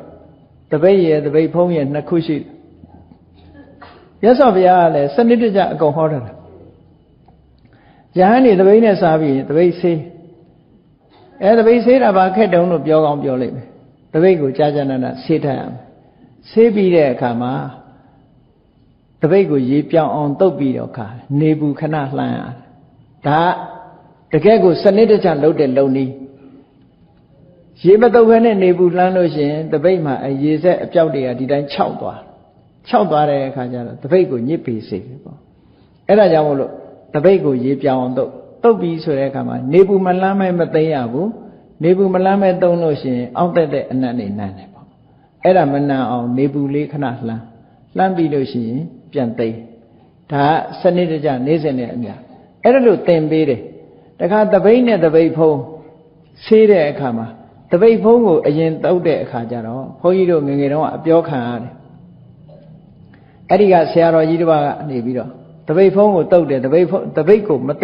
တုပ်ဖဲနဲ့နေတဲ့အခါမှာတပိတ်ဖုံးကိုအရင်တုပ်တော့သူကဘာပြောတော့ဆိုမင်းတပိတ်ဖုံးကိုဘာလို့အရင်တုပ်ရလဲတဲ့တပိတ်ဖုံးကဘာဝီနီးခံရှိလို့တော့ဆိုလိုတာကဘုရားလက်ထက်ကတပိတ်ဖုံးမရှိဘူးမရှိသည့်အတွက်သူ့ကိုဦးစားမပေးနဲ့လို့ပြောလို့တာဦးစားပေးရမှာကတပိတ်တယ်တပိတ်ကိုအရင်တုပ်ပြီးတော့မှတပိတ်ဖုံးကိုတုပ်လို့ဒီလိုဆိုလိုတာပေါ့နော်ဆိုလိုတာကတော့စနစ်တကျပြောတာစကိုင်းတောင်မှာဆရာတော်ကြီးတစ်ပါးရှိတယ်ဘုန်းကြီးတွေကိုဆွန့်ကတ်တဲ့အခါကျတော့ကတုဘွားကတစ်ထည်နှစ်ထည်ပဲချတာရှေးခေတ်တုန်းကဒီခုလိုတစ်ရှူးတွေရှိတာမဟုတ်ဘူးလေလက်တုပ်ဘွားနဲ့ချတာအဲ့တော့ဆရာတော်ကြီးကဆုံးဝိုင်းမှာဘာပြောတော့ဆိုလို့ဆွမ်းစားပြီးလို့လက်ပါဆေးပြီးလို့တုပ်လို့ရှိရင်တဲ့ ဒီလက်သုတ်ပေါ်တုတ်လို့ရှိရင်ကိုတော်တုတ်ခွင့်ရှိတာထောင်လေးတစ်ထောင်မဲ့တုတ်ခွင့်ရှိတယ်အကုန်လုံးမတုတ်နဲ့လေ၄ပါးရှိရင်၄ထောင်ရှိရမယ်၅ပါးရှိလို့ရှိရင်အလေကောင်ကတုတ်ဖို့တစ်ပါးအတွက်ခြံထားရမယ်တချို့ကြတော့မဟုတ်ဘူးလက်သုတ်ပေါ်ယူပြီးကိုအရင်ဆွမ်းစားပြီးကိုအကုန်တုတ်လိုက်တာကျန်တဲ့အစိုးနောက်လူတွေကတုတ်ဆရာမရှိတော့အဲ့ဒီကစပြီးစီကံတကြမတ္တမလောက်တယ်ဆရာတကယ်စီကံရှိကြတယ်တကယ်စီကံရှိတယ်ဒါတွေကမသိလို့ရှိရင်မသိတော့ဘူးလေမသိတော့သူများကိုမကြည့်တတ်ဘူးလက်သုတ်ပေါ်တစ်ထည်တည်းရှိတယ်ကိုဥကိုတုတ်ပလိုက်တယ်နောက်လူကတုတ်ဆရာမရှိဘူးအကုန်လုံးအဲ့ဒါပြောတာဆရာတော်ကြီးကကိုတော့ပိုင်တာတစ်ထောင်ပဲပိုင်တယ်တော့အကုန်မတုတ်အောင်တဲ့ထောင်လေးတစ်ထောင်ပဲတုတ်တယ်ကြံတဲ့တောင်မထိနဲ့ဒီလိုဆိုတာလက်သုတ်ပေါ်တစ်ထည်အဲ့ဒါလေးတွေဟာတာမန်အားဖြင့်တော့အသေးဖွဲလေးတွေပဲဒီအသေးဖွဲလေးတွေကစပြီးစီကံတကြရှိဖို့စနစ်ကြဖို့အမှန်တမ်းအရေးကြီးတယ်ဆွမ်းစားရတောင်မြတ်စွာဘုရားကဟောထားတာရှိတယ်လေပကံများဆွမ်းနိုင်ပြီဆိုလို့ချင်းထိတ်ကစမနှိုက်ရဘူးတဲ့ကိုယ့်ဘက်ကစပြီးတဖြည်းဖြည်းချင်းစားရမယ်လို့ပြောတာနော်ထမင်းစားတာကအစအကုန်လုံးသွန်တယ်အေးအလုပ်တစ်ခုလုပ်ပြီဆိုလို့ရှိရင်တေးသေးတတ်တတ်လုပ်တေးသေးတတ်တတ်မလုပ်ဘူးလို့ဆိုရှင်အာကုလကမ္မန္တရှုပ်ရှုပ်ထွေးထွေးတွေဖြစ်ပြီးနောက်ပိုင်းကနေလိုက်သိမ်းလို့မပြီးတော့ဘူးတဲ့အကုန်လုံးတည်သတ်စေရမယ်ဒါကအင်မတန်မှအရေးကြီးတဲ့ကိစ္စတစ်ခုတွေတဲ့နောက်အကျိုးပြုတဲ့လုပ်ငန်းတွေကိုလုပ်ဖို့ရကြတော့မြတ်စွာဘုရားဆက်ပြီးတော့ဟောတယ်ဒါနတဲ့ဒါနဆိုတာသူများကိုအကျိုးပြုတဲ့လုပ်လှူတယ်ဆိုတဲ့ကကိုယ့်အတွက်လှူတာမဖြစ်စေအောင်အလှူခံပုဂ္ဂိုလ်အတွက်လှူတာဖြစ်ရမယ်ဒါနဒါကြောင့်မို့လို့အလှူခံပုဂ္ဂိုလ်အတွက်အကျိုးဖြစ်တာကိုကြည့်ပြီးတော့ဒီဒါနရဲ့အကျိုးတရားကိုဆုံးဖြတ်လေးရှိတယ်သဗ္ဗဒါနဓမ္မဒါနဇိနတိနဲ့ပြောတာဘာဖြစ်လို့ဓမ္မဒါနကမြတ်တယ်လို့ပြောရတာတော့ဆိုရင်ဒီဓမ္မဒါနကိုလက်ခံရသွားတဲ့ပုဂ္ဂိုလ်ဟာတဏှာဝကလွတ်တယ်ဆိုတဲ့အကျိုးထီအောင်ရနိုင်တယ်ဒါကြောင့်မို့လို့ဓမ္မဒါနမြတ်တယ်လို့ပြောတာဆိုပါစို့ဆွမ်းလူတယ်ဆိုလို့ရှိရင်ထမင်းအသက်9ရက်ပဲဒီဆွမ်းကအကျိုးပြုတာ9ရက်တဲ့အကျိုးပို့ပြီးတော့အကျိုးမပြုဘူးလေသင်္ကန်းလှူလို့ရှိရင်1လလောက်သို့မဟုတ်3လလောက်အကျိုးပြုကောင်းပြုမယ်နော်ဆေးဆိုတာတစ်ခါတည်းရန်ကျောင်းလှူပြီးဆိုလို့ရှိရင်အနှစ်90လည်းအကျိုးပြုမယ်အနှစ်100လည်းအကျိုးပြုမယ်ဒါကြောင့်မို့ကျောင်းလှူကမြတ်တယ်လို့ဒီလိုဟောတာသဗ္ဗဒါနဓမ္မဒါနဇိနာတိလို့ဆိုတဲ့နေရာမှာဘာဖြစ်လို့ဒါနအားလုံးနဲ့ဓမ္မဒါနကမြတ်ရတာတော့ဆိုဒီကိုကနေပြီးတော့ဓမ္မဒါနလှုပ်လိုက်လို့ဓမ္မရရှိသွားတဲ့ပုဂ္ဂိုလ်မှာဒီဓမ္မရဲ့အကျိုးသက်ရောက်မှုထင်ရှားအောင်ပြောရမယ်ဆိုလို့ရှိရင်ရှင်အတ္တဇိကနေပြီးရှင်သာရိပုတ္တရာကိုတရားတူတူလေးတစ်ပုဒ်ဟောပေးလိုက်တာဓမ္မဒါနပဲရှင်သာရိပုတ္တရာတစ်သလုံးလိုက်ပြီးတော့ရှားနေတဲ့တရားရှင်အတ္တဇိထံကသိလိုက်ရတဲ့အခါမှာဒီအမြင်မှန်ခြင်းနဲ့တန်လျာခင်းခြင်းလို့ဆိုတဲ့အထူးခြားတဲ့ဝိသေသဓမ္မစက္ခုတစ်ခုကိုရသွားပြီးတော့သောတာပန်ပုဂ္ဂိုလ်ကြီးဖြစ်သွားတာလေနဲတဲ့အကျိုးကျေးဇူးမှမဟုတ်တာပဲရှင်အတ္တဇိပေးလိုက်တဲ့ဓမ္မရဲ့အကျိုးသက်ရောက်မှုဟာတန်လျာဝကလွတ်ဖို့အတွက်ဖြစ်သွားတယ်အဲ့ဒါကြောင့်မို့လို့ဓမ္မဒါနကမြတ်တယ်ဆိုတာရရှိတဲ့ပုဂ္ဂိုလ်ရဲ့အကျိုးသက်ရောက်မှုပေါ်မှာကြည့်ပြီးတော့ပြောတဲ့စကားတွေဒါတွေကနော်အေးဒါကြောင့်မို့ဒါနဆိုတာလည်းလုပ်ရမယ်ကိုယ်တိုင်လည်းသူစရိုက်တရားတွေကိုလိုက်နာကျင့်သုံးခြင်းလို့ဆိုတဲ့ဓမ္မစရိယာကိုလည်းလုပ်ရမယ်ဒီထဲမှာမိဘဆွေမျိုးတွေကိုကိုထောက်ပံ့ရုံနဲ့မကဘူးကိုယ့်ရဲ့ဆွေမျိုးသားချင်းတွေသို့မဟုတ်ကိုဒီမျိုးဆိုရင်ကိုယ့်ရဲ့မျိုးသူမျိုးသားတွေသို့မဟုတ်ကိုယ့်လူမျိုးတွေနော်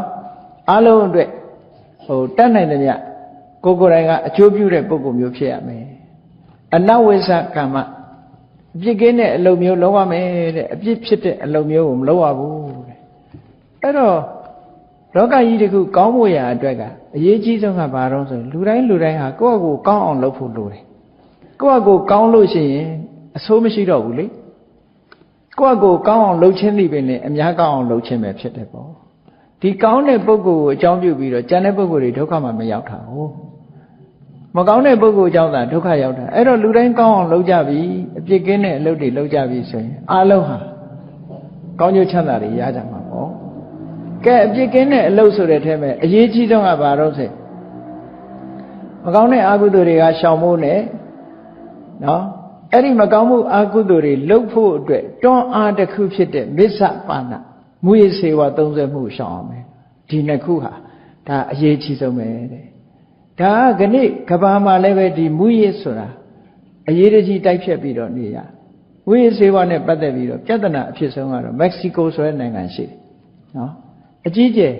လုပ်ပြီးတော့နေရတယ်အခုဒီနားနိုင်ငံတွေမှာဆိုရင်မူရစ်ဆေးဝါးရောင်းဝယ်ဖောက်ကားလို့ရှိရင်တေတံထိအောင်ပေးတယ်လေဒါကြောင့်မို့လို့မြတ်စွာဘုရားကဒါတွေကိုရှောင်ပါလို့ဆိုတော့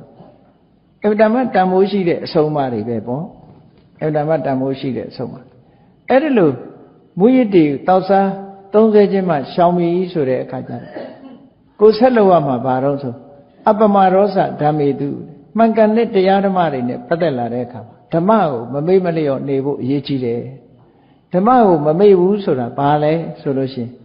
ကိုယ့်ကိုပြန်ပြီးတော့နေ့စဉ်နဲ့အမျှဆင်ញင်စဉ်းစားကြည့်ငါဒီကနေ့မနေ့မိုးလင်းတဲ့အချိန်ကနေစညနေအိယာဝင်တဲ့အချိန်အတွင်းပါဏာတိပါဒအမှုရှောင်ကျင်တာလားလုံးမိသလားနော်အရိဏဒါနအမှုကရှောင်ကျင်ရလားသို့မဟုတ်အရိဏဒါနလုံးမိသလားဓမ္မနဲ့ပတ်သက်ပြီးတော့မမေ့မလျော့ဆင်ញင်စဉ်းစားပြီးတော့မြတ်စွာဘုရားကဆင်ញင်စဉ်းစားမှုဟာအများကြီးအကျိုးဖြစ်တယ်တဲ့ဆင်ញင်ပေးရမယ်မဆင်ញင်မဲမနေရဘူးဆင်ញင်တဲ့အခါမှာအဖြေထွက်လာလိမ့်မယ်အေးဒီကနေ့မကောင်းတဲ့အကုသိုလ်တွေငါလုံးမိတယ်ဆိုရင်နောက်မလုံးဖြစ်အောင်ရှောင်ကျင်ရမယ်ကောင်းတာတွေကြီးလုံးမိတယ်ဆိုလို့ရှိရင်ဝမ်းသာချီနူးပြီးတော့ဆက်လုပ်ဖို့ဒီလိုအဖြေထုတ်ပြီးတော့အကျိုးကိုဖော်ထုတ်တာမြတ်စွာဘုရားဒါမြတ်စွာဘုရားဟောတဲ့ဤစနစ်တွေပဲပေါ့အဲ့ဒါလို့ဓမ္မနဲ့ပတ်သက်ပြီးမမေ့မလျော့နေထိုင်ပြီးတော့နေတဲ့အခါမှာဒီပါလောကလူတွေထဲမှာနေတဲ့အခါမှာဆိုလို့ရှိရင်လေးစားတိုက်တဲ့ပုဂ္ဂိုလ်လေးစားဖို့ဆိုတာဒါအရေးကြီးတဲ့အရာတစ်ခုဖြစ်တယ်ပေါ့ဂါရဝတဲ့နိဝတ္တဆိုတာမာမနမထားဖို့ဒီလိုဆိုလိုတာတန်တုဋ္ဌိဆိုတာကိုရှိတာနဲ့ကျင့်တတ်ဖို့ရောင်ရဲဖို့ကိုရှိတာနဲ့ကျင့်တတ်တယ်ရောင်ရဲတယ်ဆိုတာကိုတချို့ကတလွဲအတိပ္ပယ်ကောက်ပြီးတော့စီးပွားရေးမတိုးချဲရဘူးလို့ပတ်စံပိုးမရှာရဘူးလို့ဒီလိုပြောတာမဟုတ်ဘူးသူကနော်ကျင့်တတ်မှုရောင်ရဲမှုဆိုတာစီစာမကြောင်နဲ့လို့ပြောတာနော်စီစာကြောင်လို့ရှိရင်မိဖို့ကြောင်ကချက်ကျွေးတာမစားနိုင်လို့ရှိရင်စီစာကြောင်ရင်ပြဿနာတက်မယ်ရှင်းတော့ကဟိုးရွှေဘိုနယ်ကတကာကြီးတယောက်ထမင်းစားတဲ့အခါငေပသီးမပါလို့တဲ့စိတ်ဆိုးပြီးအိမ်ကနေထွက်သွားတာဟိုးအော့ပြေအောက်ရရောက်သွားပြီးအဲ့ဒီမှာအိမ်တော်ရဲ့သားကြနေတယ်လို့ပြောတာပြန်မလာတော့နော်ငေပသီးမပါလို့ကိုယ့်နဲ့ကိုယ်မကျေနပ်တော့သားတော်ကွယ်မရတော့ကွယ်ဖြစ်တာပေါ့ဒီလိုတွေတောင်ဖြစ်တာဒါက true story ပါတကယ်ငယ်ငယ်တော့ကြားတာတကယ်ဟုတ်လဲဟုတ်တယ်အဲ့တော့ရှိတာနဲ့ကြည်ညတ်ဆိုတာအိမ်ကနေဒီကနေ့အချိုချက်ကျွရင်အချိုနဲ့ကြည်ညတ်အချင်းချက်ကျွရင်အချင်းနဲ့အဲ့လိုဆိုရင်စကားများလိမ့်မယ်နော်အချင်းကျွေးတဲ့အခါအချိုမပါဘူးလားအချိုကျွေးတဲ့အခါအချင်းမပါဘူးလားဒီလိုမဖြစ်စေရဘူးလို့ဒီလိုဆိုလိုတာနော်တန်တုဋ္ဌိဆိုတာ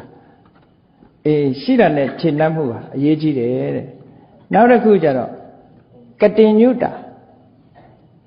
ကိုယ့်ပေါ်မှာကျေးဇူးရှိတဲ့ပုဂ္ဂိုလ်ရဲ့ကျေးဇူးတရားကိုသိတတ်မှုဟာဒါကသူတော်ကောင်းတွေရဲ့လက္ခဏာတစ်ခုပဲဒါကြောင့်မို့ကျေးဇူးတရားတွေကိုသိတတ်ရမယ်လို့ဒီအဆင့်ထိအောင်ဟာကြည့်မြတ်စွာဘုရားတကယ်မှလူမှုရေးနဲ့ပတ်သက်ပြီးလူဘဝမှာလူတော်လူကောင်းဖြစ်ဖို့အတွက်မြတ်စွာဘုရားဟောတာဒါတွေအမတ်တမဲ့မနေပဲနဲ့ဒီအရေးချင်းတွေကိုယ်တဏ္ဍမှာဖြည့်အောင်ကြိုးစားအထောက်ဖို့အဲ့ဒါလို့နားလည်မှုရှိအောင်ကတော့ဟောရပြောရတာမြတ်စွာဘုရားတရားတော်တွေနားလည်ပြီးတော့ကိုယ်ကိုယ်တိုင်လိုက်နာကျင့်သုံးမှအခြေခံကနေစပြီးတော့ကိုယ်ကိုယ်တိုင်ကျင့်သုံးလိုက်နာမှသာလေအောင်မြင်ကြီးပွားမှုဆိုတာရနိုင်တယ်လို့ကိုယ်စီသဘောကျပြီးလိုက်နာကျင့်သုံးနိုင်ကြပါစေကုန်သတည်း